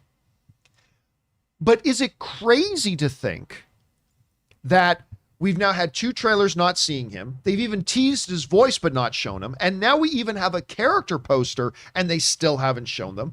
Is it the craziest theory in the world to think there may be a little bit of bait and switch going on? That maybe we're going to be led to believe it's that, but when Goblin ultimately takes his helmet off, it's Ned. Or when Goblin ultimately takes his helmet off, it's Flash. Or when Goblin ultimately takes his helmet off, they really shocked the world, and it's James Franco, which I don't think they're going to do. But I mean, like, so could that all just be teasing and setting us up to believe it? Again, let me be clear. I believe it is Willem Dafoe, period. But I don't think it's crazy to think the way they're handling this, hearing Willem Dafoe, seeing Goblin, character posters, trailer 1, trailer 2, and we still haven't seen him. Do I think it's possible that there could be a real shock surprise in there? I do. I think there could be a shock and surprise. Again, if I had to put my money on it, it's Willem Dafoe. But it's not crazy. So let's play a game. If it were going to be somebody else other than Willem Dafoe, even though they're using his voice and everything in it, I don't think it's what's going to happen, but another universe's version of Ned makes sense. You seem to agree. Your reaction seems to think it could be like, not this Ned, not the Ned from this universe, but it could be another dimensions version, because that would shock everybody, especially Spider-Man, right? Tom Holland's like fighting this goblin, and all of a sudden the helmet comes off and it's Ned, like an in shape ripped Ned or something like that. I mean, I don't know. What do you think? Could it be Ned? Do you think it could be somebody else if they did go that way? I'm picking up what you're putting down. Let me explain how my weird mind works. While you were describing that, I had this image in my head of Willem Dafoe's voice, and he takes the helmet off, and it's Greg Kinnear. It's Greg Kinnear as Captain Amazing. That literally just popped into my brain. I thought that would be hilarious. I think you're onto something. I think it's possible that we might get his voice and somebody different that we weren't expecting at all. I think that's totally, and that would be interesting because here's the funny thing. Multiverse doesn't necessarily mean all the universes that we have seen. There are other universes that we haven't seen. So I think it's totally possible to be like, oh, this is Green Goblin, but not from any universe that you guys have seen. And that's very interesting. A couple of people have put some really interesting theories in the live chat. Some people saying the helmet comes off and Tom sees himself. It's another universe's Peter Parker who's been bad, who's gone bad. Or I saw somebody else in the live chat put in, they take off the helmet and it's Tobey Maguire, an evil Tobey Maguire, Peter from another universe or something like that. Again, look, this is all just having fun speculating, because at the end of the day, I think it is Willem Dafoe. But you're not wrong that it is a little sus that we've had trailer 1, trailer 2, heard the voice, now character poster, and they still don't show us his face. It is a little sus, but I'm still sticking with it. Willem Dafoe. But wouldn't it be weird? Isn't it a better look to have the mask on in the poster? Yeah, you know, but I mean, but that's if it's just the poster. Right. We've had the poster. We've heard the voice. Okay, I see. We've had trailer 1. We've had trailer 2. And yet through all of it, we still haven't seen his face. Again, I agree. I think it is Willem Dafoe. I will be surprised if it's not. But there are a lot of possibilities. We might have 2. There could be Because two. remember, in the first trailer, people were pointing out that there was the Green Goblin with the helmet, and then they're like, "Why does this One guy without. look like he has a hood on or without?" It was kind of like nondescript. Yeah. I think there could be two different ones, and that's why they don't want to put both of them in the poster. It could. I don't know. It could absolutely mean that. So the question is for you guys. What do you guys think about this? Do you think, look, there's nothing to see here, everything's fine, whatever? Maybe yes. Maybe you guys think, like the person who wrote it in, that maybe it could mean something that we haven't actually seen Willem Dafoe yet. Whatever it is, jump on down into the comment section below and let us know your thoughts. Okay, guys. With all that down and out of the way, we're now going to move over and start taking your live comments. You guys have been firing in comments and thoughts and opinions while we've been doing the show. So let's jump on over and see what you guys have been saying. So Kim, what is first up in here? All right, guys, our first super chat comes from Tico the Vintage. Hey, John, Denmark finally had ticket sale for Spider-Man No Way Home. I managed to get the amount I was hoping for, and I'm going on December 16th. I'm damn excited. That is awesome, man. So excited. The day is getting closer. We are getting closer and closer to it. People are getting their tickets. Tico, I'm glad you finally got yours opened up there. So have a good time, have a lot of fun, and let's see what these wild surprises could be. We'll have to wait and see. All right, what's next? Andrew Shum says, are critics even allowed to write reviews for a movie they only saw 40 minutes of? Critics can write whatever they want. They can write whatever they want as long as they specify two things.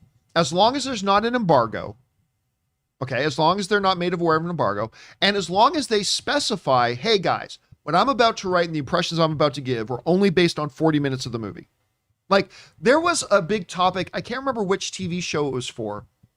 Right, maybe you might remember it. You know what it was? It was The Witcher, I think.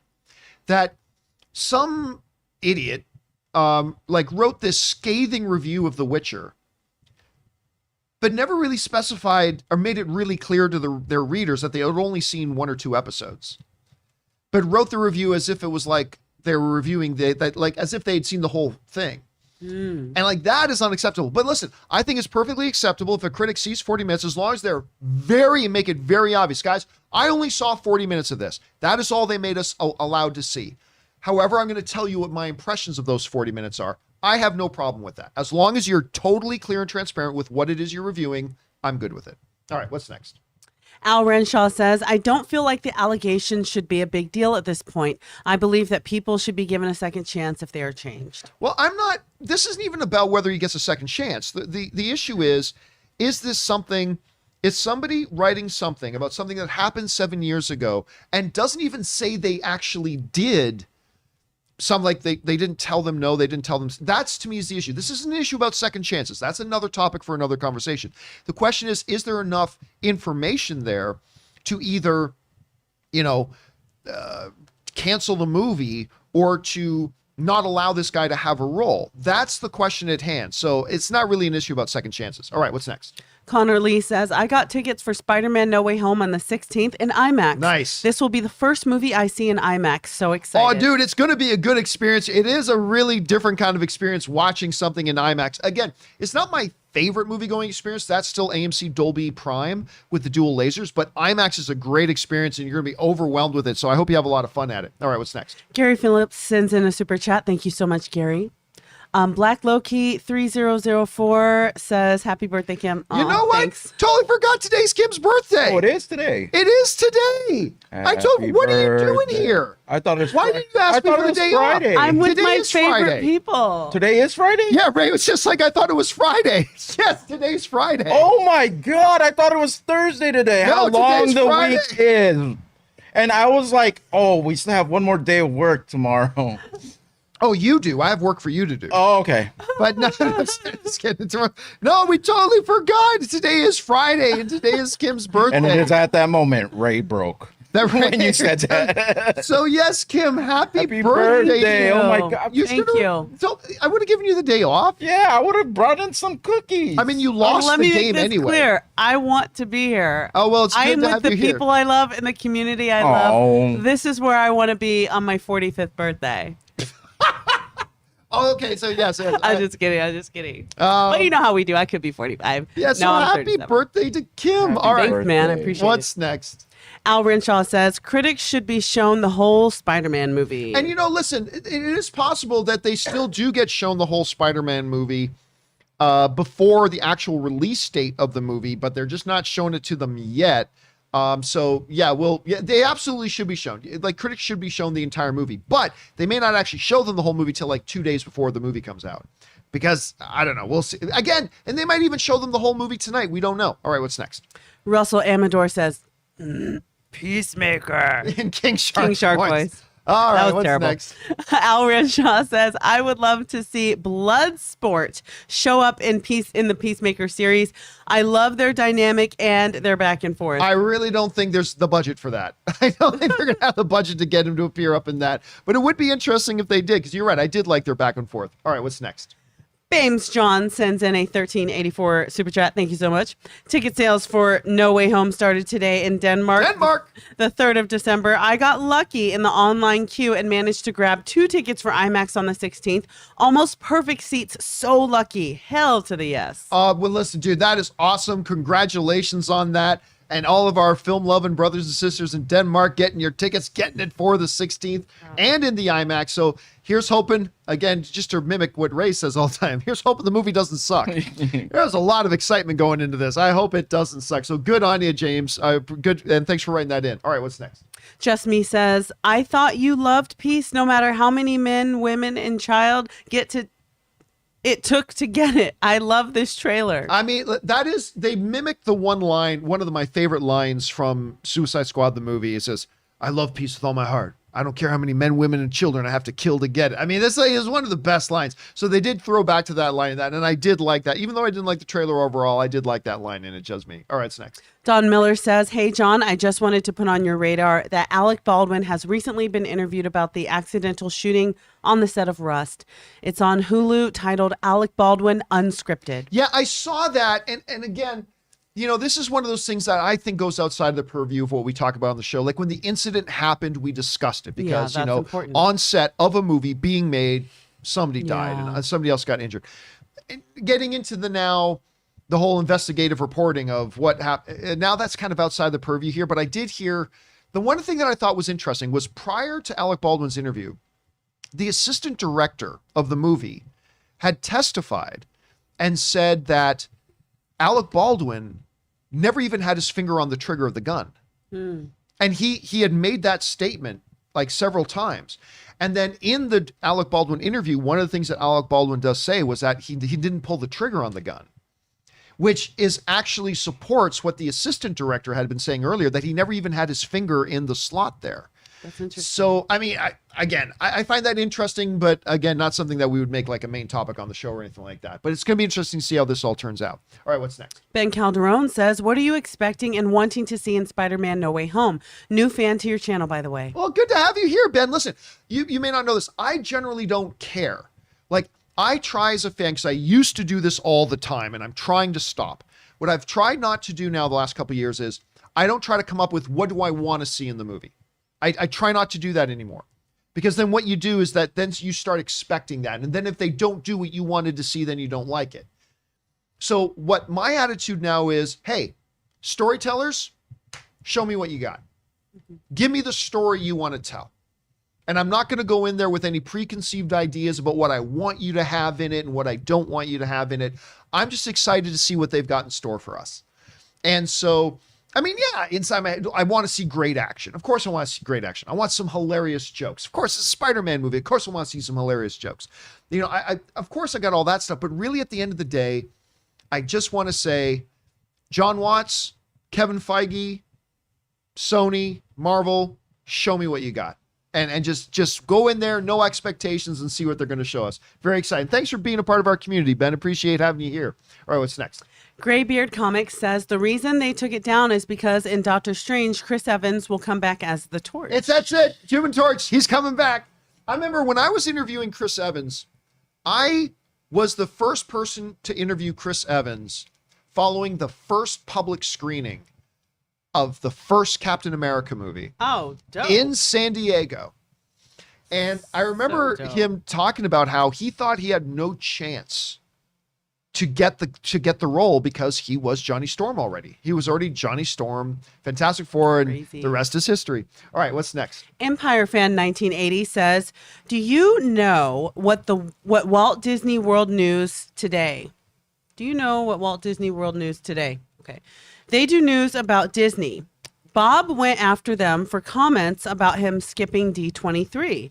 I swear he will be the new Michael Eisner if Disney is not careful." You know what? I had never heard of them until recently because remember I said on the show the other day that I started going down a rabbit hole of these like hardcore Disney fan sites, which I don't normally frequent. Yeah. And one of the ones that I saw was that particular channel.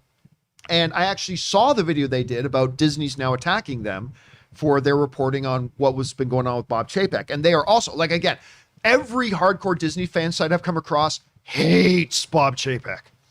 And they've hated him before he became CEO of Disney. They've hated him ever since he was running parks. And so, yeah, I am familiar with them. And yeah, they do got to be careful. Listen, I'll tell you what, one of the best, if not the best studio in the world has been with their publicists and their publicity has been Disney. Ever since Bob Chapek became CEO, they're a clown show over there. Like when the whole Scarlett Johansson things went down, and how did their publicity team handle it? Scarlett Johansson's just trying to take advantage. She doesn't have any sympathy for what's going on with COVID, and all she cares about herself. And we were all like, Disney, what the fuck are you doing? Released that? Yeah, like what are you doing? Seriously? And there was like one of the biggest PR blunders I'd ever seen. And it just all seems to happen under him. And yeah, going after now outlets that are just reporting things, it's not the way to go. But anyway, there's that. All right, what's next? Ben Rayner says, unpopular impayun. I agree with you, John. I like those Fantastic Four movies, especially the first one. I have fun with them. I prefer them over 2015 version. Just have fun with those first two. Goofy fun. Now, first of all, Ben, let me tell you something I completely disagree with you with. You can't take a bad movie and say, oh, come on, guys, just have fun with them. No, everybody wants to have fun with every movie they watch. If a movie's bad, a movie's bad. Just that simple. But you like it. And that's awesome. That's all that matters. That's all that counts. Like I also think they're bad, but I don't think they're as bad as people make them out to be. But that's just me. There are some people who love those movies, some people who hate those movies. But if they're bad, they're bad. If they're good, they're good to you, right? But if you liked them, that's all that matters. Now, on top of all that, listen, those movies came out. I will say this: a lot of the great comic book movies today, the modern ones, couldn't have happened if movies like Fantastic Four and Fantastic Four Rise of the Silver Surfer didn't come out. True. And try things that other filmmakers could then later on see, oh, that didn't work.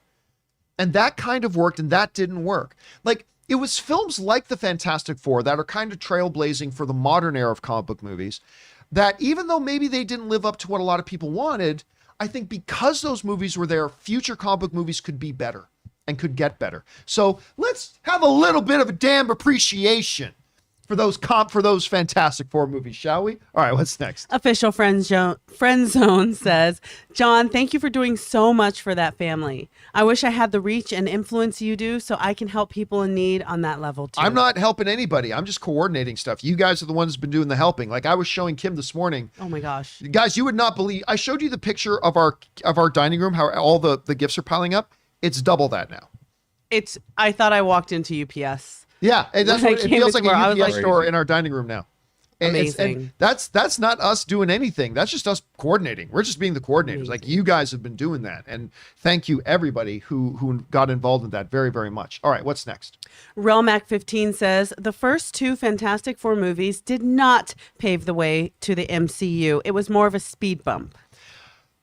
Again, I think you misunderstand and misinterpret the importance of those movies. For those movies to come out and do that stuff. Listen, one of the advantages that the MCU and modern DCU has is that they have a big catalog of films that came before them now that they can look at, see what works, see what didn't.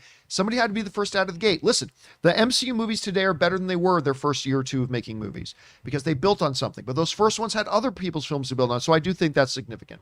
All right, what's next? Ben Rayner says Fantastic Four movies, and right, sounds like it's the same deal as Harry Potter and HBO Max and Peacock. Again, yeah, that's actually very, very similar. That's actually a pretty good observation there, Ben. All right, what's next? Dante Serechia says, whoa, word online is that the press screening for Spider-Man No Way Home will only show 40-ish minutes of the film, I guess to quell any spoilers a la the way Eternals had their spoilers exposed during its screening. This thing, this Eternals didn't have its spoilers exposed during the screening. It got exposed after the premiere. Again, an event where a whole ton of the people in the audience are not film professionals or involved in the industry in any way, shape, or form. So it's a little bit different.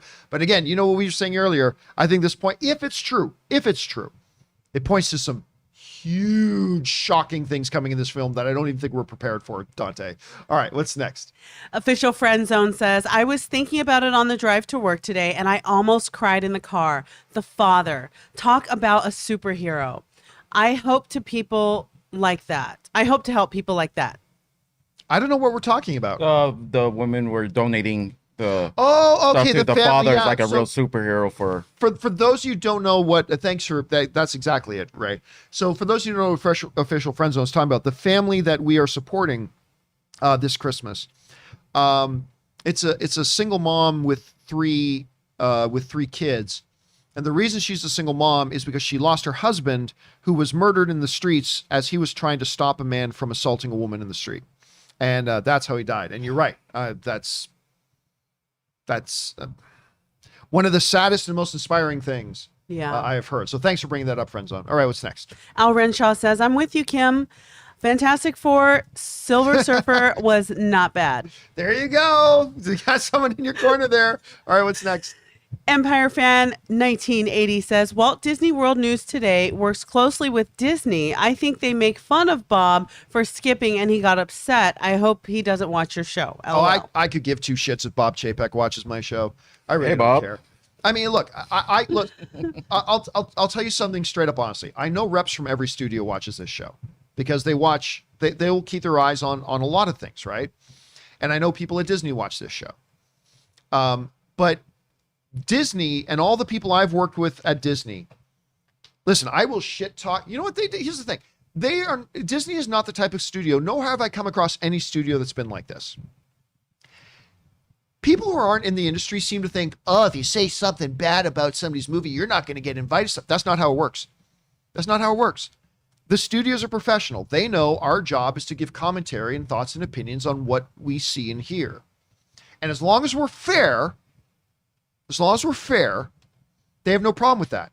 You guys know I talk mad shit about that Marvel show, Agents of S.H.I.E.L.D.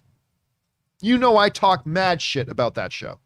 I do it in a fair way. I just think it's bad. I think the quality is bad. I don't think it lives up to the potential of what that show could be. I think Clark Gregg is amazing in it, and I love the Agent Coulson character. Ming-Na Wen is fantastic. But overall, I just thought the show was very, very badly put together. You guys know this. So what was Disney's response? They didn't stop inviting me to stuff. You know what their response was? For like 3 years, whenever I went to a premiere, they completely sat me in the middle of Agents of S.H.I.E.L.D. cast. That's what they did. Yeah. I like at all these things. I was always like for like 3 years straight. I was always sitting like 2 seats over from Ming-Na Wen. I always had like a couple of the other cast members on this side. No. And like for 3 years, every time Ann and I would go to one of these premieres or events, we'd always like be sitting in a cluster with the Agents of S.H.I.E.L.D. cast. That's their sense of humor. Well, there you go. But that's how it goes. So listen. I think in all of my criticism of Bob Chapek, I think I have been harsh, yes, but have I been fair? I think I've been fair. I think when I see him make a decision that I think is a terrible decision, I will call out that it's a terrible decision, and I will say why. I will also say that I completely understand he took over the job in impossible circumstances during a pandemic, and I think he really needs to be given 3 years to truly see what his vision can look like at the company. But that doesn't mean we take it any easy on him when we think he makes mistakes. And look, if Disney or any studio looks at me giving fair criticism to something and they don't like it, fuck them. I don't care. I don't need Disney. I don't need Sony. I don't need Paramount. I don't need any fucking studio. I'm a guy who does my show in a fucking converted garage on YouTube. I will say whatever the fuck I want, whenever the fuck I want to say it. And if I'm fair about it, and listen, if I'm unfair, Yeah. and whatever, listen, I'm not 100% sure that those pictures I released from Spider-Man No Way Home are actually real. I certainly didn't think they were real when I posted them. But guess what? If it turns out they are real, I think it's totally fair that Sony does not invite me to press screenings of Spider-Man No Way Home. I think that's fair. I have no problem with that.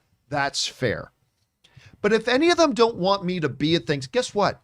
I don't need to be at these events. You know how much views I get from being at those events? Nothing. I get nothing. I go because it's fun and it's enjoyable. And these are movies that I like, and I like to promote them if I'm there. But if any of these studios ever said, we're not inviting you because we didn't like what you said about our movie, fuck off then. I don't need you.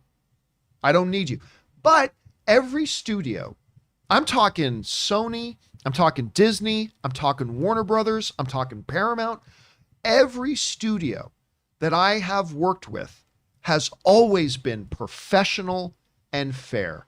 They're all like I've talked to publicists from studios that I just ravaged one of their movies. And I talk to them and be like, hey, John, I'm sorry I said, John's one of the studio reps, and I'm sorry I kind of ripped on that movie so much. He said, hey, you were fair. That's what you thought of the movie. That's what you said about it. We hope you like the next one better, right? And people think these studios are just all little sensitive babies. They're not. They're professional. They know when they put out stuff, people may like it and people may not. And it's our jobs to say whether we like it or not. And that has never been a problem. It has never, ever once been a problem. And if it ever was a problem for one of the studios, I don't care. I don't care. I don't need them to do my show. I don't need them to make my videos. I really don't give a shit. I mean, there's a reason I stopped going to press junkets because I just don't care about them. There's a reason I stopped meeting all the celebrities because I just stopped caring. Like, everybody at AMC and Collider was all shocked. Like, when I would get invited to do these interviews with these celebrities who go on these big set visits. Like, I remember I got invited to a set visit for Avengers Age of Ultron. They offered me to fly me across the country and go do a set visit for Avengers Age of Ultron. And I'm like, no, I'm bored of it. I'm not bored of Avengers, but I'm bored of doing set visits. I'm bored of going to these junkets. I'm not interested. So I went to John Schnepp. I said, Schnepp, you want to go do Age of Ultron? Hell yes. So he went and did it. And then I started selling, hey, Ashley, you want to go do the interviews for this new Ryan Gosling movie? Sure. Then I started sending other people because I don't care. I don't care. So you are sending me for So I will to totally send you if we Matrix 4. If I get, Is that that's the gonna thing. happen? Because I turned down all the interview ops and all the junkets and all the red carpets for like 3-4 years straight. Eventually I stopped getting the invitations, obviously. And that's of course. But if I ever do start getting them again, and it's not Tom Hanks, just Keanu. And it's not Tom Hanks, You can have I your will Tom totally Hanks. let you go and represent the John Campea Show. I will totally let you go represent the John Campea Show. All right, anyway, what's next? Super duper rubber noober says, what if No Way Home trailer was planned for Monday night, but word got to Sony about the bet and they wanted to see Campea eat some eggs with ketchup? Well, I would love to believe I am that important. I am really not. So important. Well, I would love to believe I'm that important. I am really not. So no, but that would be funny. All right, what's next? Dante Seraccia says, new Jack Reacher show on Amazon looks awesome. You and I were just talking before the show. It's like, oh, I Yes. heard there was a new Jack Reacher trailer drop. Yes. It's got the kid who played Aquaman in Smallville as the lead in it. So I like the I almost said Tom Hanks. I like the Tom Cruise Jack Reacher movies. This guy's huge. I mean, the second one wasn't so great, but I really like the first one. So I'm going to be I haven't watched the trailer yet, but I'm very curious to check it out. All right, what's next? Lions and Warriors International says, as for Fantastic Four films, this is why I own physical media. Disney Plus needs to drop Affleck's Daredevil. By the way, have you seen the director's cut of Daredevil? It's great. You know what? I don't think I ever have seen the director's cut of Daredevil, but I'll tell you what, director's cut or not, I think Daredevil's great. It's not fantastic. I don't love it, but I think if you take out of that Jon Favreau, Jennifer Garner, Ben Affleck, Daredevil movie.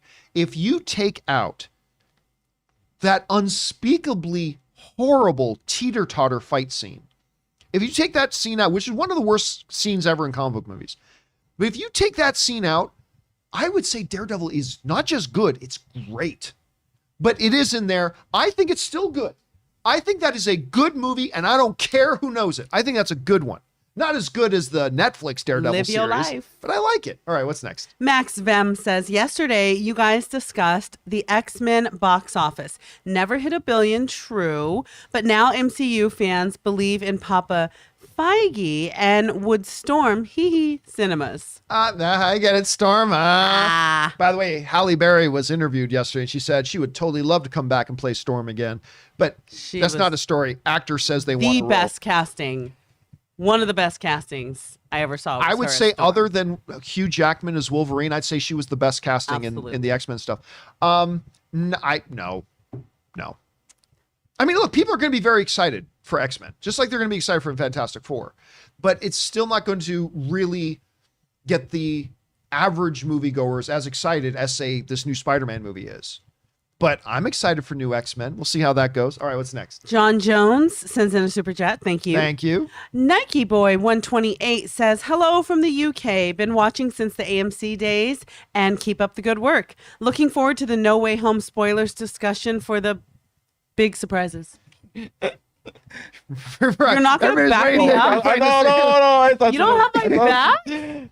You left her hanging, man. Oh, you left Kim hanging. Oh no, because someone said Get out of here. their dog like got triggered when I say that. So like now I'm Their like dog gets triggered? Yeah. So when the So, dog... and I know how that is, like when people like trigger the two dogs. Then put the dog outside. You're going to Put your dog stop. outside when you're watching the John It's Campea show. Saying Oh that. yeah, okay. Right. But honestly, Left me hanging. that is going to be a madhouse of a day. That's Sunday. What's it going to be? That's the 17th, 18th, 19th. Sunday, December the 19th. That open spoiler discussion of Spider-Man No Way Home is going to be crazy. It's going to be nutty. All right, what's next up? Al Renshaw says, Kang costume is awesome, so is Black Lightning. Man, see, that's the So- thing. I don't know if you watched Black Lightning or if you ever did watch Black I Lightning. watched I mean, it's As in over now. It's the over. saw an episode Okay. and was like, bye. I love like that it. show. I like it. I love the show. I Couldn't really stand do. it. But the costume I thought was one of the worst superhero design costumes I've ever seen in a TV show or movie. I thought it was awful. Even though I think I love the the show. villain in that show is great. Whoever What's his plays him, name? his voice is so crazy Was menacing. it Whale? It's been a while since I've watched it. I think it was Whale. Wasn't it? Guys in the live chat. What was the villain's name again? Something Whale. I keep forgetting. I'm just waiting for my guys in the live chat. Tobias Whale. That dude was awesome. My God, I was like, man, I'm not going Just anywhere. the near way it. he talked. Yeah, and he was a great villain. He was that show's version of Kingpin. Yeah, And it was That's what really I well thought. done, still very unique in his own way. I thought he was a great character. Awesome character. All right, what's next? Wiley Todd says, I was a fan of Elgort. Heard about this when it first dropped, and I was depressed and disgusted. It will leave a scar in my head and his career forever. I mean, here's the thing. Everybody's going to react differently when they hear it. Like, to me personally right now, for the limited amount of information we have, I haven't seen enough information that's actually told me he did anything wrong yet. Just from what I've seen, just from what the girl wrote, from what his response to it was, the fact that they never pursued it, never tried to get any kind of a civil case, never actually said she said no. Again, it's one of those situations where I just feel badly for everybody, because it's very possible it could be a situation where she totally felt that way, but because certain things were never verbalized or expressed, he probably thought in his head everything was fine. And again, it just leaves a really crappy situation for everybody, but it would be interesting to see. Look, I'm not going to evolve my opinion of this until more information comes out, if more information ever comes out. But again, I just feel badly for everybody. I feel badly for her. I feel badly for him. I just feel badly for everybody right now. All right, what's next? BJ says, Ant-Man stunt crew probably thought the mask was just fan art. Maybe. I mean, somebody gave them. Look, no, they didn't think it was fan art. They gave them those as gifts. So they thought it was, so they know it's legit. But unless they were told, by the way, guys, but if it was supposed to be kept top secret, here's a shirt, but you can't wear it. It's like going up to Ray and saying, here's a delicious hamburger. Yeah, and can't eat it. But don't eat it. Did it have to be a hamburger? It could be whatever, lumpia. Here's some lumpia. Here's some chicken adobo. Okay. Here's some fantastic mungo. Ketchup and eggs. Here's some mungo for you. How come you can't say fantastic ketchup and eggs? Because you throw up halfway through? Well, I've never known you to enjoy ketchup on eggs. So yeah, I'm trying to think of things you like. I know, but I'm trying to get you to say fantastic and ketchup and eggs in the same Some sentence. disgusting ketchup and eggs. Whatever it is. And saying, oh, enjoy it, but you can't eat it. Like, so I don't blame the stunt guy at all. I don't blame the stunt guy at all for this. I mean, obviously there was a breakdown in communication somewhere, but I do not blame the stunt guy. All right, what's next? Alan Gonzalez says Kang looks like a Sentinel. He does kind of look like an X-Men Sentinel, does he? That's a good totally. observation. What's next? Devontae Brown says Matrix tracking numbers are out today, 35 to 50 million. See, I was saying 30. I think 30. So we'll see. I hope it does well. I really hope it does, but I'm guessing 30. Listen, 50 wouldn't be bad. But again, if you had told me a year and a half ago that a new Matrix movie is coming out and maybe it would hit 50, I would have thought you're crazy. That's going to be 120, 130, 140 million dollars. Anyway, we'll see. All right, what's next? Anton Riley says Zek should get tickets for that song alone. And he did. Good news for everybody. Zek got the tickets. All right, what's next? Fry Mini says new game, fan cast Campea in MCU. Other than a notable Hulk cameo, my vote, Canadian Marvel hero. Pronounce that for me. Mustasar from Deadpool. Y'all are the best. I'll be honest with you. I'm not familiar with the character. I could lie and pretend like I know who that is. I was like, does everyone know this word? And I'm just an I'm not idiot. familiar with the character, to be honest with you. So there you go. All right, what's next? Rory Grimshaw says, only seeing 40 minutes sucks and basically ruins the film for the critics. I love the new format, by the way. John, Ray, and Kim are an excellent addition. Oh, thank you so much for that, Rory. And look, as long as they give...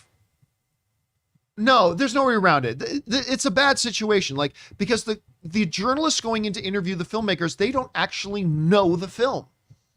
So how can you accurately interview them? But at the same time, it is fascinating to me that maybe, like, if Hugh Jackman comes through as Wolverine on this, I'm gonna turn into soup. It's gonna be really weird. Right? There was a place called I forgot. It was EB Games or Software, etc. Someplace Probably a long EB time ago, Games. right? When you wanted to buy a video game, even the brand new ones, they always had an open copy and the console like in the store, Right, yeah. And they would let you play it. Obviously, they weren't going to let you beat the entire game, Right. but they let you see enough of it to know, Give you a taste. whether. That's what I keep thinking for this screening. It's like, here's, a big chunk of it. And then you decide whether you want to watch the rest of the movie. Yeah, but that's good for consumers. Yeah. But like, would the game developer only let the IGN main game reviewer only play 15 minutes of the game, Right. But it just reminds me of that. does, you yeah, get it a does piece of remind me of it. You get a piece of it, and then now you decide whether you want to see the rest. Move away. Somebody else wants to try the game now. Right. All right, what's next? Wyatt Bender says, I like the villain posters, especially the Electro one. Looks great. I wonder how they're going to explain about the Stark arc reactor, probably to help harness his lightning powers. I don't know if that's literally supposed to be. I don't think it's literally supposed to be. It looks so much like But it's got that triangle in it, right? right? Come on. It's got that triangle. He's coming from a different A different reality, so Tony Stark could have been maybe. all up in that. Could be. I mean, it's good, or it's just a coincidence, but I don't know. We'll have to He's see. all up in that. All right, what's next? J.R. J.R. Wheeler says Black Widow coming through and Doctor Strange can't stop her. Hey, listen.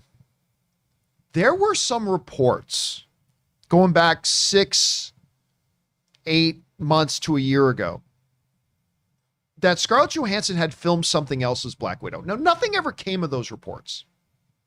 And they didn't come from the Hollywood Reporter or anything like that. But there were whispers going around that Scarlett Johansson had shot some stuff as Black Widow.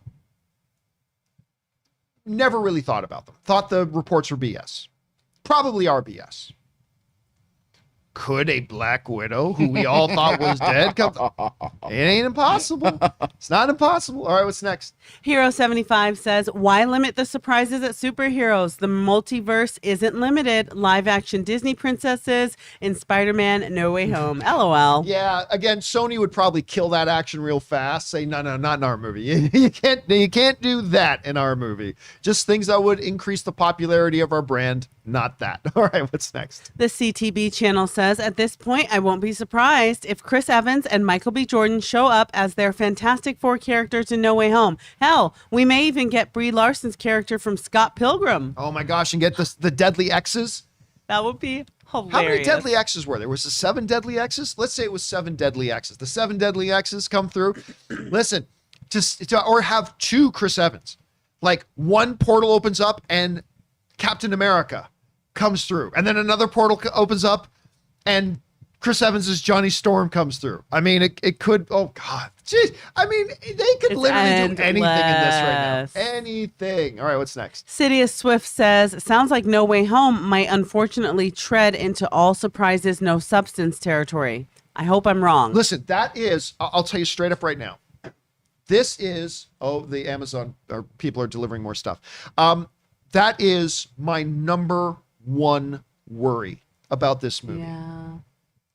Because while fan service can be great, if done right, in the right way, fan service can be great. Fan service at the sacrifice of narrative is a wreck waiting to happen.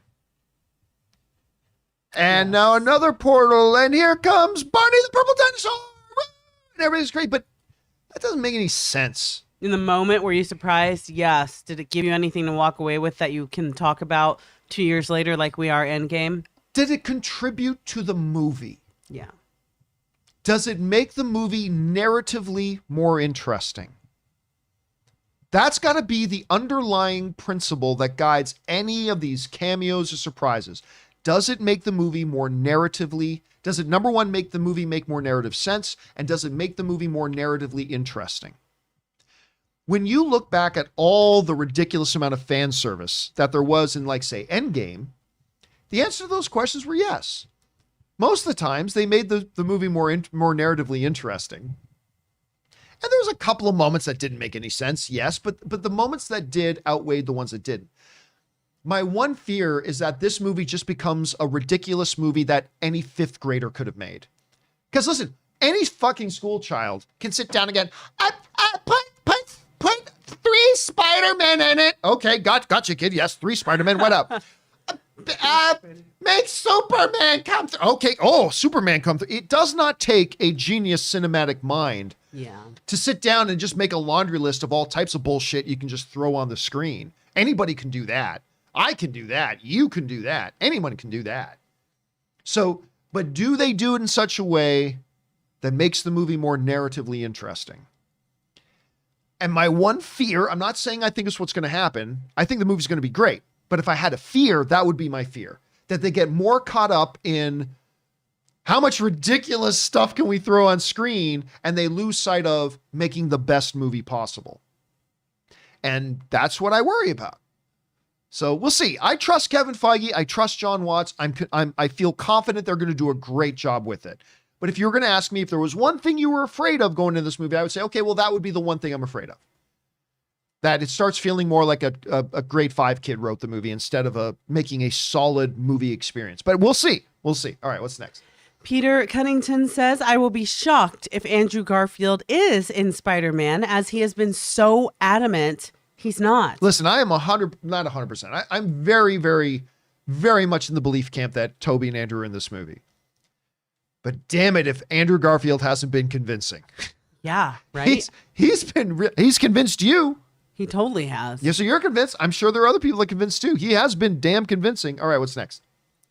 Ben Rayner says, Ryan Reynolds as Deadpool over under 60% for No Way Home. I kind of know something, so... Well, if you say that... I'll let you answer that. What do you think? Over or under 60% that we see... Well, now... Over. Okay, you say over. All right. We'll leave it at that. You We'll leave it at say that. All right, what's over. next? Hero75 says, my girlfriend is convinced one of the surprises in No Way Home is that MJ will become Spider-Woman. I don't believe her, but I had to share. Anything is possible. Interesting. And in my best impression from the one character in Ron Burgundy, when I say anything, I mean anything. Anything is possible. I wouldn't discount that hero at all. I mean, I think anything's on the table at this point, dude. All right, what's next? Mr. 47 says Channing Tatum as Gambit is the big surprise. The reason I say no to that one, even though I just said anything, is that nobody on the street knows that Gambit was going to be played by Channing Tatum. Like a lot of people in our movie following circles, yeah, we know, but you go to any average person on the street, any average film goer and say, did you know that Channing Tatum was going to be Gambit? They'd say, what? No, they wouldn't know. So having that, it's the same reason some people were saying like, because Tom Cruise was initially going to be Tony Stark, say, have a portal come up and Tom Cruise come through as Tony Stark. Thing is that won't have the impact on 95% of the audience because 95% of the audience never even knew that he was going to play him once. So that's why I would say no to that one. All right, what's next? Andrew Shum says, your show is the only thing online I'm going to listen to leading up to Spider-Man No Way Home. So if there are any leaks, please, please, please don't report them. So look, I'm going to tell you this right now. I'll give you a heads up on this. If by leak, you mean if a studio officially says something, that's not a leak. That then becomes information. If something is revealed in an official trailer or commercial spot, that is no longer a leak. So if you don't want to hear anything about Spider-Man No Way Home, then you better not be on the internet at all. Because here, if something comes from one of the filmmakers, one of the studios, one of the whatever, be it a trailer, official statement or whatever, you may still consider that a spoiler, but I do not. You may consider that a leak, I do not. So if you don't want to hear anything about Spider-Man No Way Home, don't be here. Because if something does come out that is even remotely official, then I will be talking about it because it becomes public knowledge at that point, right? So just want to give you a fair heads up. I just want to be fair. All right, what's next?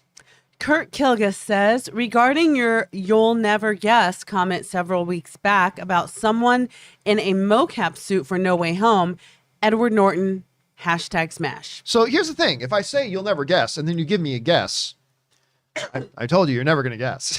So yeah, there's that. All right. But hey, it's good as guess as any, Kurt. It's as good a guess as any. All right, what's next? Mike Tillman sends in a $30 super chat. Oh, wow. Thank you, Mike, for supporting us on that level, dude. I could see Toby dying in No Way Home so he can be done with the Spider-Man role and just Harrison Ford it. The difference is he's been done with the role. Tobey Maguire has been done with the role forever. It's not like a Harrison Ford situation where Han's still alive, right? So, but I agree with you. I could totally see a situation if Toby and Andrew are in this that either Toby or Andrew or both die in it. I totally see that. I think that's totally a possibility. All right, what's next? Rachel Knight online says Adam Sandler is Uncle Ben confirmed. Let me tell you something, Peter. Yeah. That would be hilarious. I'm not gonna lie, that would be hilarious. All right, what's next? Lord Gnome 76 says prediction: Omicron will show up at the end of No Way Home. Let's hope Omicron stays the hell stays away as much as possible until this movie comes out. That would be great. Thank you. All right, what's next? Hero 75 says, I wonder if they will bring in What If into No. Spider-Man, having Captain Carter, the Watcher, and evil Doctor Strange would be a great setup for DS2. Nah. Reality is this. Not a whole ton of people watched What If compared to how many people are going to watch Spider-Man. So no, I don't think they will. And I don't think they should. I personally think they should keep that very, very separate. All right, what's next? Sam Fisher says, you forgot a main topic. No Way Home character posters. We got back around to it. All right, what's next? Roxy Chick 06 says, OMG, I just got the best reminder. My husband, who works at nights, just reminded me he's on vacation the week of Spider-Man. I get to go on Thursday. See it on Thursday, see it on Friday, see it on Saturday, see it on Sunday. You got all that time of that is That is awesome. Pleasant surprise when you find that out. With very fortuitous circumstances. I'm glad you and your husband will have that time off, Roxy. All right, what's next? John Redcorn says, confirmed Lil Nas X as Miles Morales in No Way Home. Just kidding. Has he ever done any acting? I don't know that he's actually done any acting. I think so. If not, then please keep musicians away from big movie roles. Please. All right, what's next? Hooters, yum, yum, yum, says Ned in the comic was the Hobgoblin. Yeah, but a lot of people have been a lot of different things in the comics and never make it through to the big screen, so he shouldn't rely on that. All right, what's next? James Lockman says the big surprise is Toby makes his appearance into this universe. It's when he was doing his emo dance moves. I'm telling you what, if you bring him through and he's doing his emo dance moves, I know what I just said about make your cameo, make the narrative more deep and more meaningful. Yeah, forget that with that. If you haven't come through in the black suit doing his emo dance, I'm all for it. I'm there. All right, what's next? All right, and lastly, we got a super chat from FPV Forever. Oh, thank you, FPV, for sending that in. Good to have you here. And okay, guys, that wraps up your live comments. Thank you to everybody who's watching live who sent in those comments for that. Now, as we roll into hour number 3, we are going to now get over to the questions you guys had been submitting via the tip link below, or that you've entered in manually at www.streamlabs.com/movieblogtv/tip. Again, the advantage of this is you guys don't have to be watching the show live in order to send in the question. You can send in the question to that link anytime 24/7, and we will get around to it either on this show or an upcoming companion video. So we're going to take a little break right now for a couple of minutes. We're going to run, grab ourselves a drink, refill the beverage, maybe use the bathroom, let you guys talk amongst yourselves for a couple of minutes. So don't go anywhere, guys. We will be right back.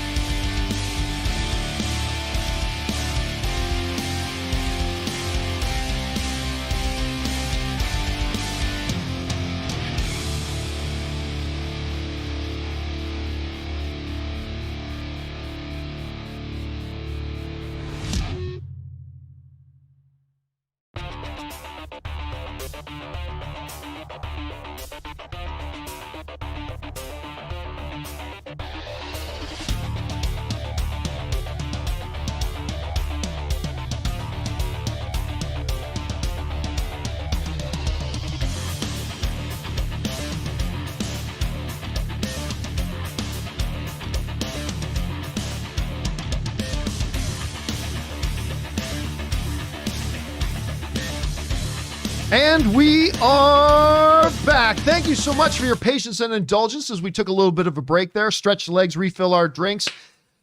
Now let's keep on going. We're now going to jump into your questions that you guys have been sending in. So let's jump right into it. Kim, what is on the question docket now? Okay, Bro Thor says, "Hi John, big surprises." Big surprises. Big surprises. Ray has got a bunch of crackers Don't in his leave mouth me at the hanging. time. He's trying.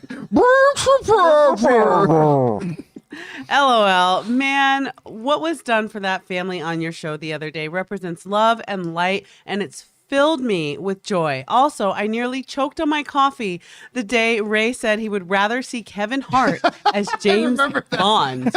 See, Kevin Hart is James Bond. Hey, listen, I am always amazed at what I think the film fan community can do a lot of great things if we just organize ourselves to do it, and it's amazing the response to that. So thanks for writing that in, Bro Thor.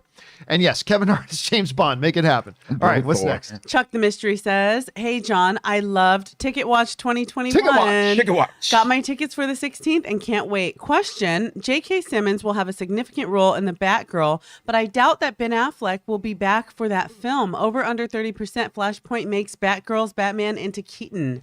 I'm going to go under on that. I think Michael Keaton's going to be popping up in some things. I don't think they're going to be doing that to that extent. And I agree with you. I don't think we're going to see Ben Affleck. I think this is just giving Ben a nice little out from Batman. I don't think we're going to see him pop up in other things. But man, if they ever did, I'd be very, very happy about it. All right, what's next?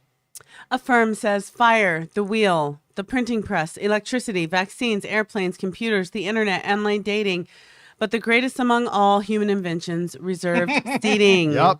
John, Kimberly, Ray, love y'all and the new show. Keep it up. I'll tell you what, it was a long time coming. Like every other country in the world had pre-assigned seating in their theaters long before North America had them. When you go to a concert, you know what seat you're getting. Yeah. When you go to the opera, you know what seat you're getting. When you're going onto an airplane, unless you're flying Southwest, when you get onto an airplane, you know what seat you're getting. It was the dark ages. When you had to buy it, you got a movie ticket, but you still had to go and show up to a movie. Like I remember going to see one of the X-Men Wolverine movies, not Logan. Like it was one of the ones before that. And having to go to the theater hours before the movie showtime, because if you didn't go hours ahead and sit down on concrete and just wait for hours, you weren't going to get a decent seat, even though you'd already bought your ticket. So you buy your ticket and you're still at risk of getting a neckbreaker seat. It was the dark ages.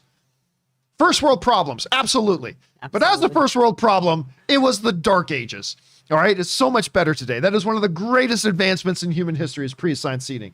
All right, what's next? Chuck the Mystery says, "I still believe we will see Henry Cavill again as Superman. Me too. What I'm not sure of is where we will see him first. Shazam 2 makes sense based on the ending of the first film, but it could be Flash. Big if we see him. Where do you think he'll be first?" I think you're right. I think Shazam 2 is a good front runner. I think Flash, listen, we know that they were purposefully hiding a certain character from the Flash stuff. That could be Superman. But also Wait. How do we know they're there were some images that were released that they then blacked out certain things. I didn't notice it. So like we'd see Michael Keaton's Batman character in the art sketch, but then they would black out another character. Interesting. Right? So maybe that's him. Maybe.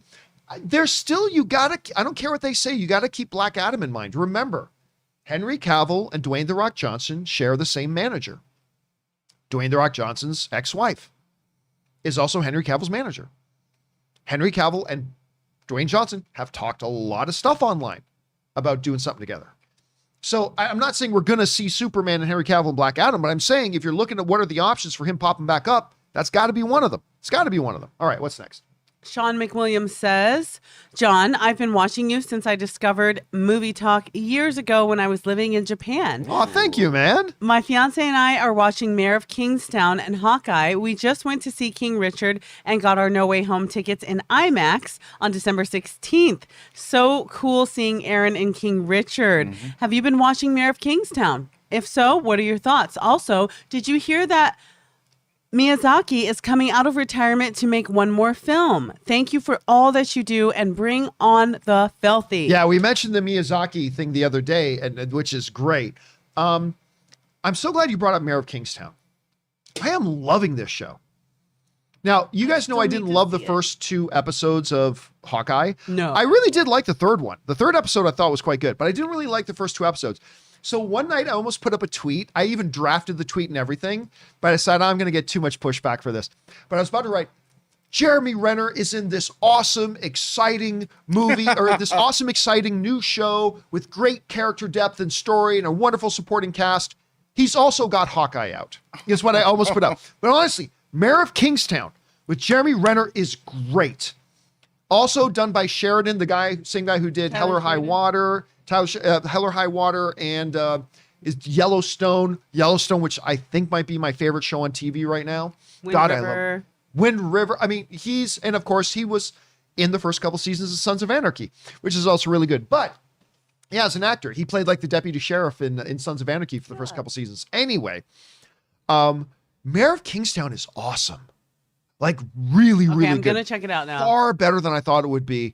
Terrific cast, great performances. I'm in love with this show already. Totally in love with it already. All right, what's next? Tim Tracy says, "Good evening, John. My girlfriend and I finally got around to seeing Ghostbusters Afterlife. Nice. And we loved it. We watched the first movie in preparation, and it was so worth it. The little Easter eggs and winks are cool. We both have a gripe with the movie, though. We both judge that Walmart sequence hard. Like, they have red numbers, they have blue. My girlfriend works in apparel a lot, and when the demon dog ran through, she goes, 'That sucks for the apparel associate in the morning.'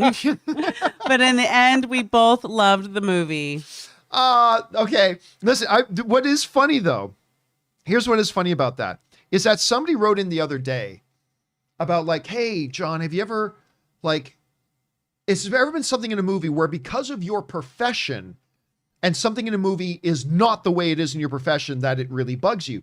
And I mentioned, as a matter of fact, yes, like as somebody who used to work in law, in all movies and TV shows, whenever there's a courtroom, what eventually happens, the defense would like to call this surprise witness. And everybody in the court's like, what? Right? That's not how it works.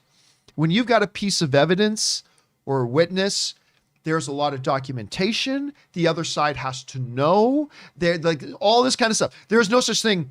We would like to submit into evidence this murder weapon gun that we found at the scene. What? No. You can't do that. That doesn't actually happen in law. That doesn't actually happen in court. So I thought you were going to go there. Tim was saying, yeah, look. We worked at Walmart.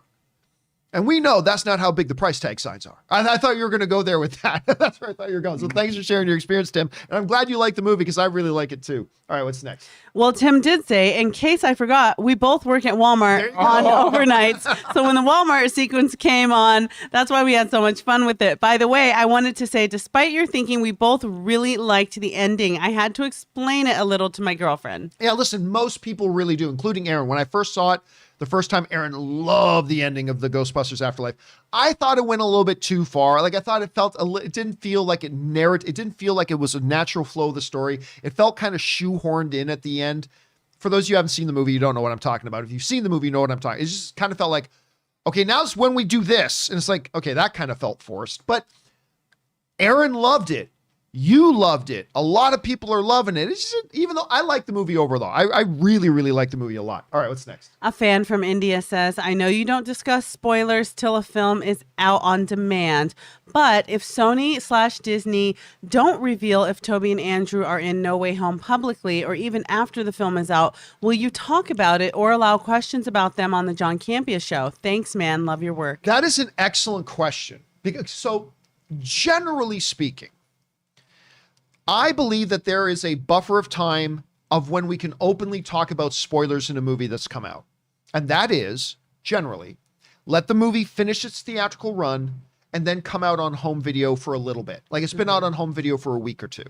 Because to me, if you actually are interested in a movie, you've seen it by the time it had its full theatrical run and has been out on home video for at least a week. And then you can talk about it. But there are times that we've made exceptions to that because, like, let's look at Endgame.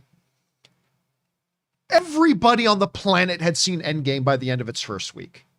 I mean, it's just the way it was. And everybody knew everything that happened in the movie. At that point, it was just considered common knowledge.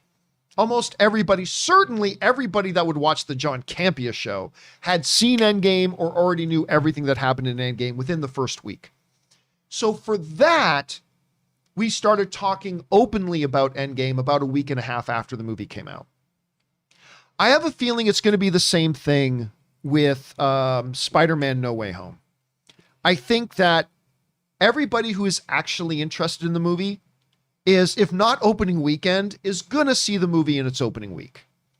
And whether Toby or Andrew are in it, that is going to be open public knowledge, probably within 2 or 3 days. But it's going to be open public knowledge. Like, everybody is going to know for fact if Toby and Andrew are in this movie about a week after the movie comes out. So we're going to have our big open spoiler discussion on the Sunday. And then probably about a week after that, we'll allow any spoilery questions about it, because it's just going to be open knowledge at that point. So yes, for this movie, we'll make an exception. All right, what's next? Blue Rock 1701 says, opened up Google News, just a list of headlines, only to see that Spider-Man No Way Home spoilers are now in the headlines of stories. F these morons. I wouldn't pay too much attention to them, because they might not even know what they're talking about. And I don't even know what you're talking about for that. So fingers crossed, Blue Rock. Fingers crossed. All right, what's next? Ketchup on French toast. What? Now that's What? an issue. I'm in the minority, but I love Ant-Man and the Wasp more than the first Ant-Man. Do you think we'll see with the return of the villain Hannah John Kamen / Ghost and Lawrence Fishburne anytime soon in the MCU? I doubt they're in the third Ant-Man film. The last I heard, there are no plans to bring either of them back. Oh, The last I heard. But I think that could change very quickly. I like the Ghost character very much. And I love Lawrence Fishburne. So put him in anything. So as of right now, I've not heard of anything that they're coming back in, but that doesn't mean they won't. All right, what's next? Miles says, hi, John. I think Amy Pascal was going to say the next trilogy will not be in the MCU and that his appearances will be in the MCU. So Spider-Man 4 through 6 will be Sony only made, but he can show up in Avengers 5 with Doctor Strange teleportation via a bracelet. Thanks. I mean, look, that's a possibility. But again, I think we need to kind of set aside everything Amy Pascal said, because again, Sony reps told the Hollywood Reporter, yeah, there are no plans. And remember, Amy Pascal does not technically, she's not an executive at Sony anymore. She's like, so not to mention even her statement itself was very interpretive, because honestly, everybody's reporting Amy Pascal confirms there's a new Spider-Man trilogy at Marvel. That's not what she said. She said the next film will be with Tom and in the MCU. And then later she said, we're going to do 2 other films too, but she never said those are going to be, like, her statement was very interpretive anyway. But then after Sony came out and told the Hollywood Reporter, look, we have no plans at this point, then I think we should just put that whole thing aside for now. So we'll see how it all evolves. So we're going to know a lot more after we see No Way Home, though. That's for sure. All right, what's next? Dan Sokolov says, greetings, John. Love the show. Under over 10% that we see Tom Cruise as Iron Man come through the portals in No Way Home. Absolute 0%, because it wouldn't mean anything to hardly anybody in the audience. Nobody in the audience. That would just confuse people in the audience, because nobody knows that Tom Cruise was going to play Tony Stark. Like, hardly anybody does. So I'm going to go with a 0 on that. All right, what's next? Shy Potsy says, hey, John and crew, I wanted to start by saying I used to always watch AMC Movie News Thank you, man. years ago and just recently found the John Campea Show. I'm beyond ecstatic that I'm finally in the know and look forward to it every day now. Oh, thank you. Is there a part One 2 more. to that? Yep. My question is, besides Spider-Man No Way Home, what upcoming MCU movie within the next couple years leaves you the most excited with its potential to drive the universe forward? Well, first of all, Shy Potsy, thank you for finding our show. And thank you for being here. It is great to have you here. And thanks for watching my stuff all the way back since the AMC days. What upcoming MCU movie that is already confirmed and we know is coming that could really drive the thing forward? Listen, I think the most pivotal one is going to be Doctor Strange 2. Doctor Strange, because Blade is going to be great. What are some of the other ones that are coming? I can't even remember. Marvels. The Marvels. Very much looking forward to the Marvels. Very much looking forward to lots of. But Doctor Strange 2 Multiverse of Madness is going to be pivotal in even what the MCU is moving forward. Is the MCU moving forward going to be a big convoluted mess where 55 versions of every single character could show up in any potential movie at any time and no deaths mean anything because all you got to do is open up a portal to universe number 65ZW152Q to bring in another version of that character that just died so there's no consequences? Is that what the MCU is going to be moving forward? Or is it going to be something completely different? And I think Doctor Strange 2 is the one that is going to kind of establish and set this is what the MCU is moving forward. And what that's going to be, I don't know. But that's why the one I'm looking forward to most is Doctor Strange 2. Is he talking about phase 4? Are we in phase 4 of... Did we start it yet? Or yeah, we're in phase 4 Okay, now, yeah. so if it's like phase 5 or something, then it would probably be Fantastic Four, right? Aren't they like the... isn't their movie confirmed?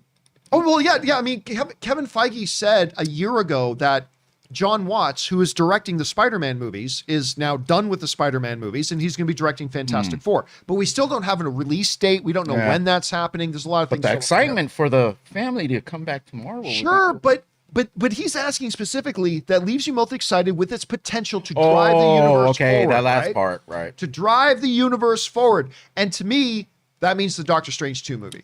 So, but yes, the Fantastic Four one is definitely something we're all excited about, especially after we find out who's going to be playing them. All right, what's next? Hulkzilla says, I've heard that Ed Norton is hard to work with, but if anybody knows that, it's John. Him being your co-star and all. But at the end of the day, it was John that got kicked off the set of The Incredible Hulk, so maybe John Campea is hard to work with. For those who did not know, that's true. I got kicked off the set of The Incredible Hulk.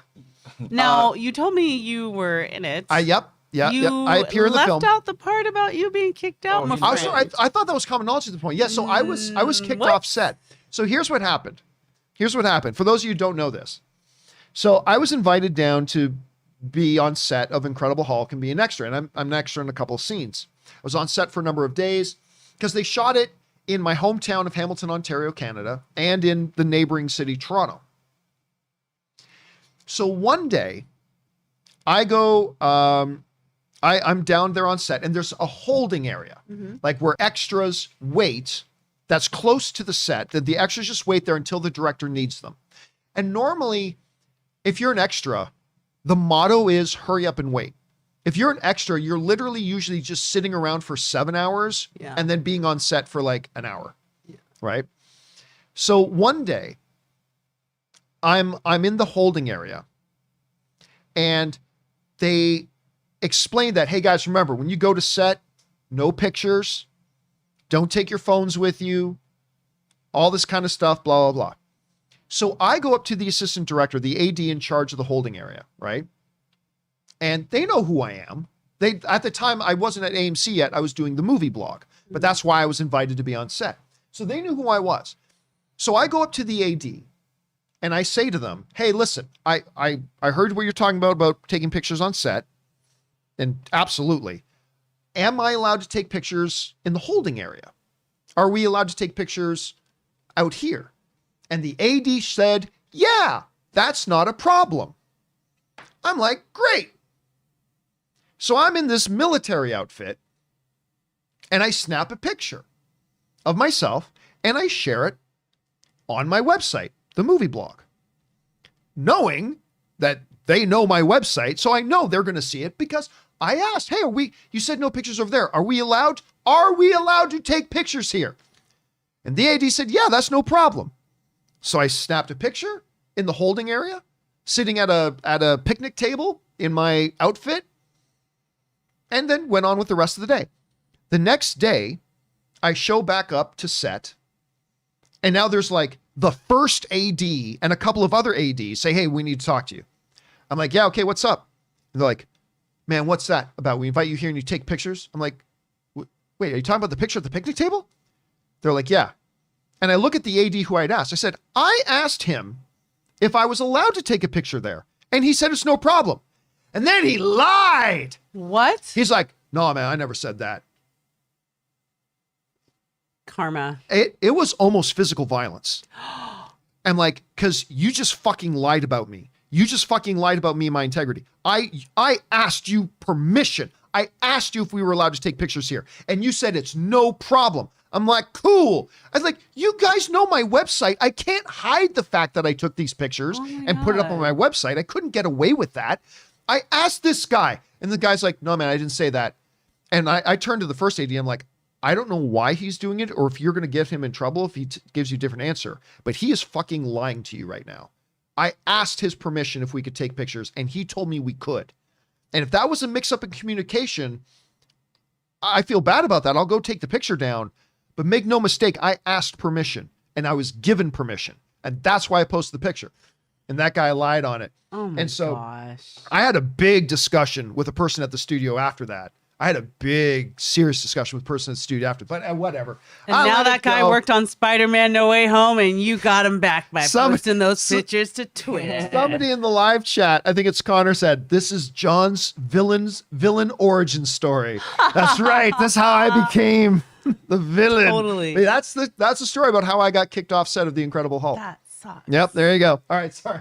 What's next? Devin says, hey, John, Kim, and Ray. Been watching for a couple of years now. First time commenting on the fan community. Big you, man. fan from NC. Pumped for No Way Home. Great job with the show. Hey, Devin, thanks for being here and being a part of our community. It's good to have you here, man. All right, what's next? Bully McGuire says, imagine Tom's Spidey is badly beaten, about to be killed by the Green Goblin, but then a portal opens, the Raimi Spidey theme plays, Toby swings out, kicking Goblin, and says, see ya, chump. That would get a standing ovation. Look, the reality is, if at any point Andrew and Toby show up in this movie, it's gonna be nutso. I mean, even though everybody knows it's coming now, it's still gonna be nutso. People are gonna go absolutely crazy, man. All right, what's next? Petey says, if John wrote this story, who would win? Jinx versus Harley Quinn. Harley Quinn wins. She's far more experienced. She's older. She's done this for a lot longer. So I would say Harley Quinn wins that fight. If I'm right. I love Jinx. Don't get me wrong. I think Anne's about to cosplay Jinx. Yeah, Anne's going to tonight in Los Angeles. There's a big arcane, what's it called? The Arcane Fan Experience. Oh, how fun. Yeah, it's happening tonight in LA. And Anne and Corey are going. So Anne was running around last night pulling elements from her old cosplays to put together a Jinx cosplay. Oh, that's too cool. It is pretty damn cool. My wife is really good at cosplay. Is she going to do the hair? She's going to try. I don't know So how she's dope. going to do it. I don't know how she's going to do Jinx's hair. She But does yeah, really cool cosplay. if I am writing it, Harley Quinn, for those reasons, wins the fight. All right, what's next? Tim Amaro says, hey, John and crew, just wanted to say that Ticket Watch 2021 was a ton of fun. I don't know what was more powerful, Thanos' snap or the combined stress we all felt trying to get tickets that night. I hope you're all having a blessed day. It is so funny because it was literally a lot. Like Ray came up with the idea, and then it was kind of a last minute thing. When I saw it, I was He like, called me the day they didn't of. tell me about this. Yeah, it was. He called me that day, like in that. Can you make me a thumbnail? Because we're doing Ticket Watch 220. I was like, what? I was like, that's not. No one's gonna watch that. I was like, blast. "Oh, It was right." a blast. I was sick in bed, and I was like, "There's insane." It was so much fun. And it was So like funny. a last second, like again, Ray just said, like I reached a few hours before we did. I say, Ray, can you make a thumbnail for Ticket Watch? We're going to do this. And I thought maybe 20,000, 30,000 people. This video's almost got 100,000 views. The lower third I made 10 minutes before the show even started. Like, literally, we were so unprepared. He was sitting in the office. Oh, we don't have a lower third. Like minutes before the show started, I said, "Go quick, make a lower third." And he's like ripping together lower thirds. And it turned like everybody had a great That time was with the it. best last second idea ever. I hope we get to do something like that again soon. You guys are so If funny. the right thing happens. All right, what's next? Sean Pohl says, please create limited Campea merchandise with big surprises. on Big the surprise. I You know what? I should say big surprises in the front, but on the back, big surprise. Big giant letters. Honestly, I really do think that in 2022, we are going to put more effort into the merch store. And I think we will put a lot more effort into when stuff comes up, like whether it's big surprises. The one I want is a one of Ray's face that says Chef Pleasures. I want that one so Okay. badly. Oh my I want But you know what? that'll sell, man. If it's just like within like maybe even make a couple of the shirts so we could like do contests with them. You Oh, know? yeah. No, Big surprise. absolutely. And they'll be like 1 of 5 to have the shirt. You know. And so I think we're going to put more effort into that because not only to get Ray, like when something happens in the show, it's like, that was fun. Let's make a shirt about that and just throw it up for a limited time. We also got a really good buddy of ours, Matt.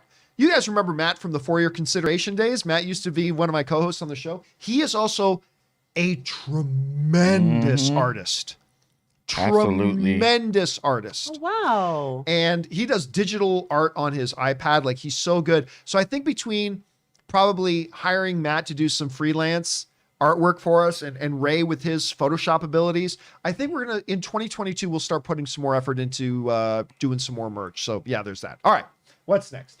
Obi Bram Kenobi says, a little tip for everything that has been collected for the family. Oh, thank you, Maybe Obi. wrap the toys, Harry Potter cards, as Christmas gifts so they can open those on Christmas itself. I donated. It's wonderful to see the community's response. Big surprises, John. Big surprises. Big surprise. Here's the thing. Literally, when we were showing Kim and when we stand out there in our dining room and just see these mountains of boxes, we're like I told Ann, let's not even wrap these. I mean, it's too much. Let's just bring everything over, all that kind of stuff. Ray's already shaking his head at me. Dude, like at I least know. 1 or 2 for like, how old are kids again? 9 through 13? 9 through 13. Half Yeah, no. the fun is the Because I that's a at 13 I still liked wrap gifts. So Like, look, Ann was insistent. At No, least we're going 1 to or wrap 2 of these. them. So Ann, and we're probably going to go to our friends like Jalen and probably Corey and maybe Kat and you have Kim come over too. Ann's going to have a big wrapping party. At least the toys, at least. Absolutely. Or whatever that stuff is and- yeah, all that kind of stuff. So it will all be wrapped. It will. I'm a minimalist. I'm like, look, I'm not a minimalist. I'm a pragmatist. Yeah. Look, they're in their boxes. They're in the Yeah, Amazon John will boxes. just They give can you open an the Amazon box. boxes. If he bought it from Amazon, he'll just hand it to you that way Yeah. on Christmas. You're right. Receipt and all. And Ann's right. Ann is right. It should be. You got to make it a special. That's what Ann said. So like, look, we're trying to give a family a Christmas. What's more Christmas than unwrapping? Go all out. I'm like, you're right. And that's why she's the smart one in our relationship. That's why I married up. Don't All you right. dare put me in a Santa Claus. And we're gonna have Ray come as Oh Santa my Claus. God! I No, just Too done new. that for me. even better. We'll get Ryan in a Santa Claus, and we'll get you dressed as an elf. That's what we'll do. Right. Oh, the Santa Claus idea is so you don't mind the Santa Claus idea so much now, The do you? pleasure elf. The pleasure elf. The elf of pleasure. I don't know. And when this show gets longer and longer, we don't know what we're saying anymore. The elf of Kim, pleasure. take us out of this. What's next, Kim? Kim wants nothing to do with The it. elf of pleasures. Kim has left the building. Please leave a Okay, message. what's next? Armando Martinez says, rewatching all the Spider-Man movies before No Way Home. I didn't like Spider-Man 3, but the Sandman character was one of the best parts of that movie. Such depth. I can't wait to see him return. And again, it's going to be interesting to see him back as a villain because, like, there's actually a heartfelt story behind Sandman and Thomas Hayden Church Sandman. And how are they going to bring him in as now a straight up villain? That's going to be interesting. I couldn't hate him. So it's going to be really interesting how they do that. It's a good thing to bring up, Armando. All right, what's next? Luke1234 says, on Wednesday's show, you mentioned you have noise suppression software on during the show. Is that the noise gate on your Rodecaster Pro or a different piece of software? I asked because I just started YouTube as well and my AC is loud. Yeah, no, actually, the one I use, while I do have some advanced stuff like my Rodecaster Pro, which is like a $700 sound USB sound interface thing, and it's great. I run all the mics into it and then run that into the computer. It has some stuff. Honestly, what I found is the most effective one I've used is not the NVIDIA one, it's not the Rode one. It's actually the noise suppressor built right into OBS. Within the filters of OBS, there is an audio filter just called noise suppressor. And that's what we have on. Again, I'll give you guys an example of this just real quick here. So if I go to filters, all right, I'm going to turn off the noise suppressor here, okay? And you'll hear how loud it is in here with the air conditioner. Ready? Here we go. 1 second. I'm going to give you 3 seconds of silence and I'll turn off the noise suppressor. You can hear that, right? Like, you can hear that.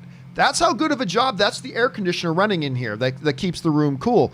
It does an incredible job. It does a really good job. Turning it back, the noise suppressor on now. Hold on a second. And poof, it's gone. It does a really, really good job. So yeah, there are others, but I'm telling you what, the one built right into OBS is really quite effective. At least for our situation, it is. All right, thanks for asking, man. What's next? Garden Variety Vagabond says, and this is one of two, John, I read the Wheel of Time books when I returned home from Iraq and was recovering from surgery. So it has a special place in my life/heart. I find the show sort of short of my hopes, but still of reasonable quality, and hope it will still yet improve. But I will say that as it is on Amazon Prime, they have awesome bonus features about Robert Jordan Plus. Also, the trivia has great background info, especially for those who love the books. Listen, one of the things that I think Amazon does great, even just in their regular stuff, is they've got that, what's it called? X-ray stuff where you, like, every scene you can pause it and it'll bring up information about who's in the scene and all this kind of stuff. I love Amazon does a good job with their original stuff, putting in bonus material. That is one of the things they do great. Now, I have not loved the Wheel of Time series so far, but I'm enjoying it. I'm mildly enjoying the Wheel of Time series so far. I think I'm one episode behind right now, but I'm liking it enough to keep going with it. And I know the story continues to get better, so I'm going to see how the show evolves. So I'm glad you like it that much, Garden Variety, and it can be that special for you. All right, what's next? Fabian Vegas says, just looked at my Spotify Wrapped, a sort of summary of your activity on Spotify in 2021. My favorite artist is Hans Zimmer. 600 minutes of listening. Wow. And guess what? You're my favorite podcaster for over 5,000 minutes or 83 hours or 3.5 days. Cheers. That's, it's been Lovely. great. I've been getting a bunch of emails Amazing. from people this week. I didn't know Spotify did this. Said, hey, we just got my Spotify report. Like, you're my number one podcast. It's so cool to hear. First of all, thank you for subscribing to the podcast. It's great, and I appreciate that so much, and thanks for sharing that with us, Fabian. Thank you for listening. We really appreciate that a lot, man. All right, let's just do a couple more, then we'll wrap up. All right. Anthony Dorado says, do you think Marvel is setting up for a Young Avengers Disney Plus series with the introduction of characters like Kate Bishop, Wiccan, and Speed, and Cassie Lang? All right. And by the way, Anthony tipped in like $20. Thank you for supporting our channel on that level, Anthony. Very, very much. That's a question that's been around a long time. People have been asking that, especially after WandaVision, when we had Wiccan and Speed in there, who are now dead. They don't exist. They're not real. But I'm sure there's going to be alternate versions or realities or dimensions of them, because that's what Marvel does. But I totally understand why people think they might be setting up a Young Avengers. I don't think they're going to do it. I really don't. What I think we could get is, like, in Endgame, we got an A-Force scene, right?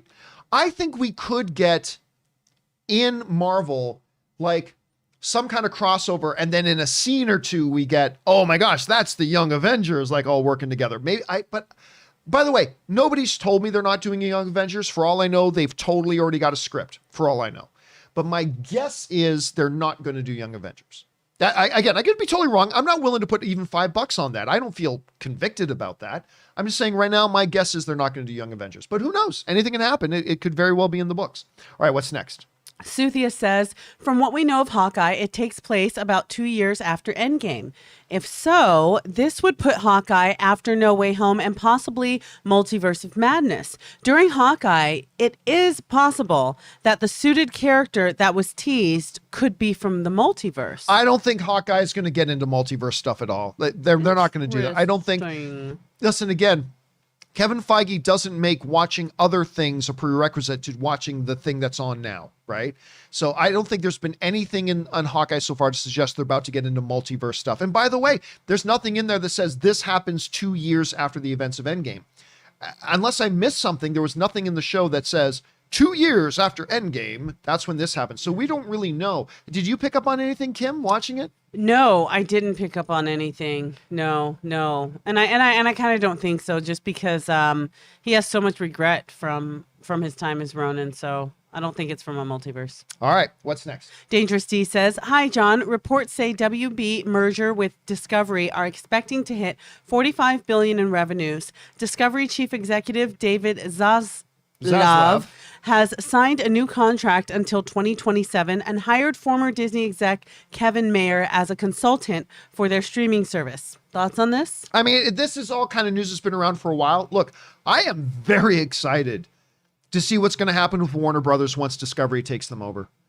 I'm just very, very excited. You've got an executive in David Zaslav who is excellent at putting great people in charge over their departments and then giving them the support they need to run their individual departments. You've seen that with the success of everything. He has turned Discovery into something so profitable.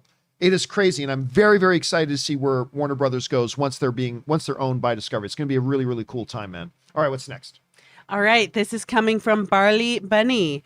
Hey, JC, Ticket Watch for me went smooth. Only had a 4-minute wait time to get 3 p.m. Eastern Standard Time, 12 p.m. Pacific Time. Haha. Tickets for Thursday. And within 30 minutes, had tickets for Friday and Saturday as well. All Dolby. Prime. Looking forward to big surprises. Hi, Kim. Love Ray and bring on the filthy. Yeah, listen, honestly, getting the tickets for Saturday and Sunday were not going to be a problem because everybody was trying to get the Thursday tickets. That's what everybody wanted. Then if you couldn't, then you got the Friday. So Saturday and Sunday weren't hard. But the very fact that you were able to get your 3 p.m., that's the first screening, without too much hassle with 4-minute delay, you are what we call one of the lucky ones, Barley Bunny, one of the lucky ones. So good on you for that. This is a perfect example of let's hope the movie is good because he has Friday and Saturday. Yeah, because it sucked out. You go to see it on the Thursday, it's like, well, that was awful. I got to come back for a couple more days to come see this. I mean, not good. You know what it's like? Nope. I decided not to say what I was about to say. This is a great example of when the old filter between the brain and the mouth kicks in. Oh, okay. And I'm stopping myself. Stop yourself. But anyway, guys, that'll do it for today's installment of the John Campea Show. Thank you guys so much for being here and being with us all week. It's Friday.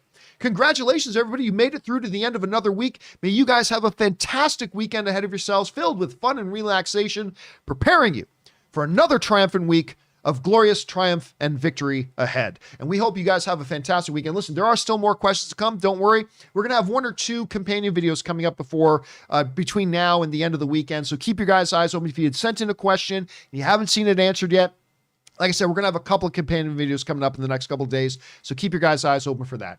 Big thank you to all of you guys for being here and making this show a part of your day. It's always an honor to have you guys here. And of course, a special thank you to all of you who sent in the comments and the questions. Number 1, because you gave us great fun things to talk about. But number 2, you supported this channel as you did it. And all of us involved with the show, thank you guys so very much for your support. I want to thank, of course, Kim. Kim, where can people find you online? Happy birthday to you. I'm not going to sing the whole song. Okay. So yes, dance. happy birthday to Kim. Everybody Thank send in you. your birthday wishes. Where can people follow you? Thank you so much. You guys can find me on Instagram at wasgoodkimberly. Please be good to one another. And of course, also celebrating Kim's 25th birthday is Ray Aura. Ray, where can people find you? First win against Kim. First on win. her birthday. Big win. Yes. Big win. I'm at Ray Aura with a 0. And of course, you guys can follow me on Twitter or on Instagram, just at John Campea. That you can see me right there. That'll do it for us for now, guys. Thanks a lot for being here. My name's John Campea. And until next time, my friends, bye-bye.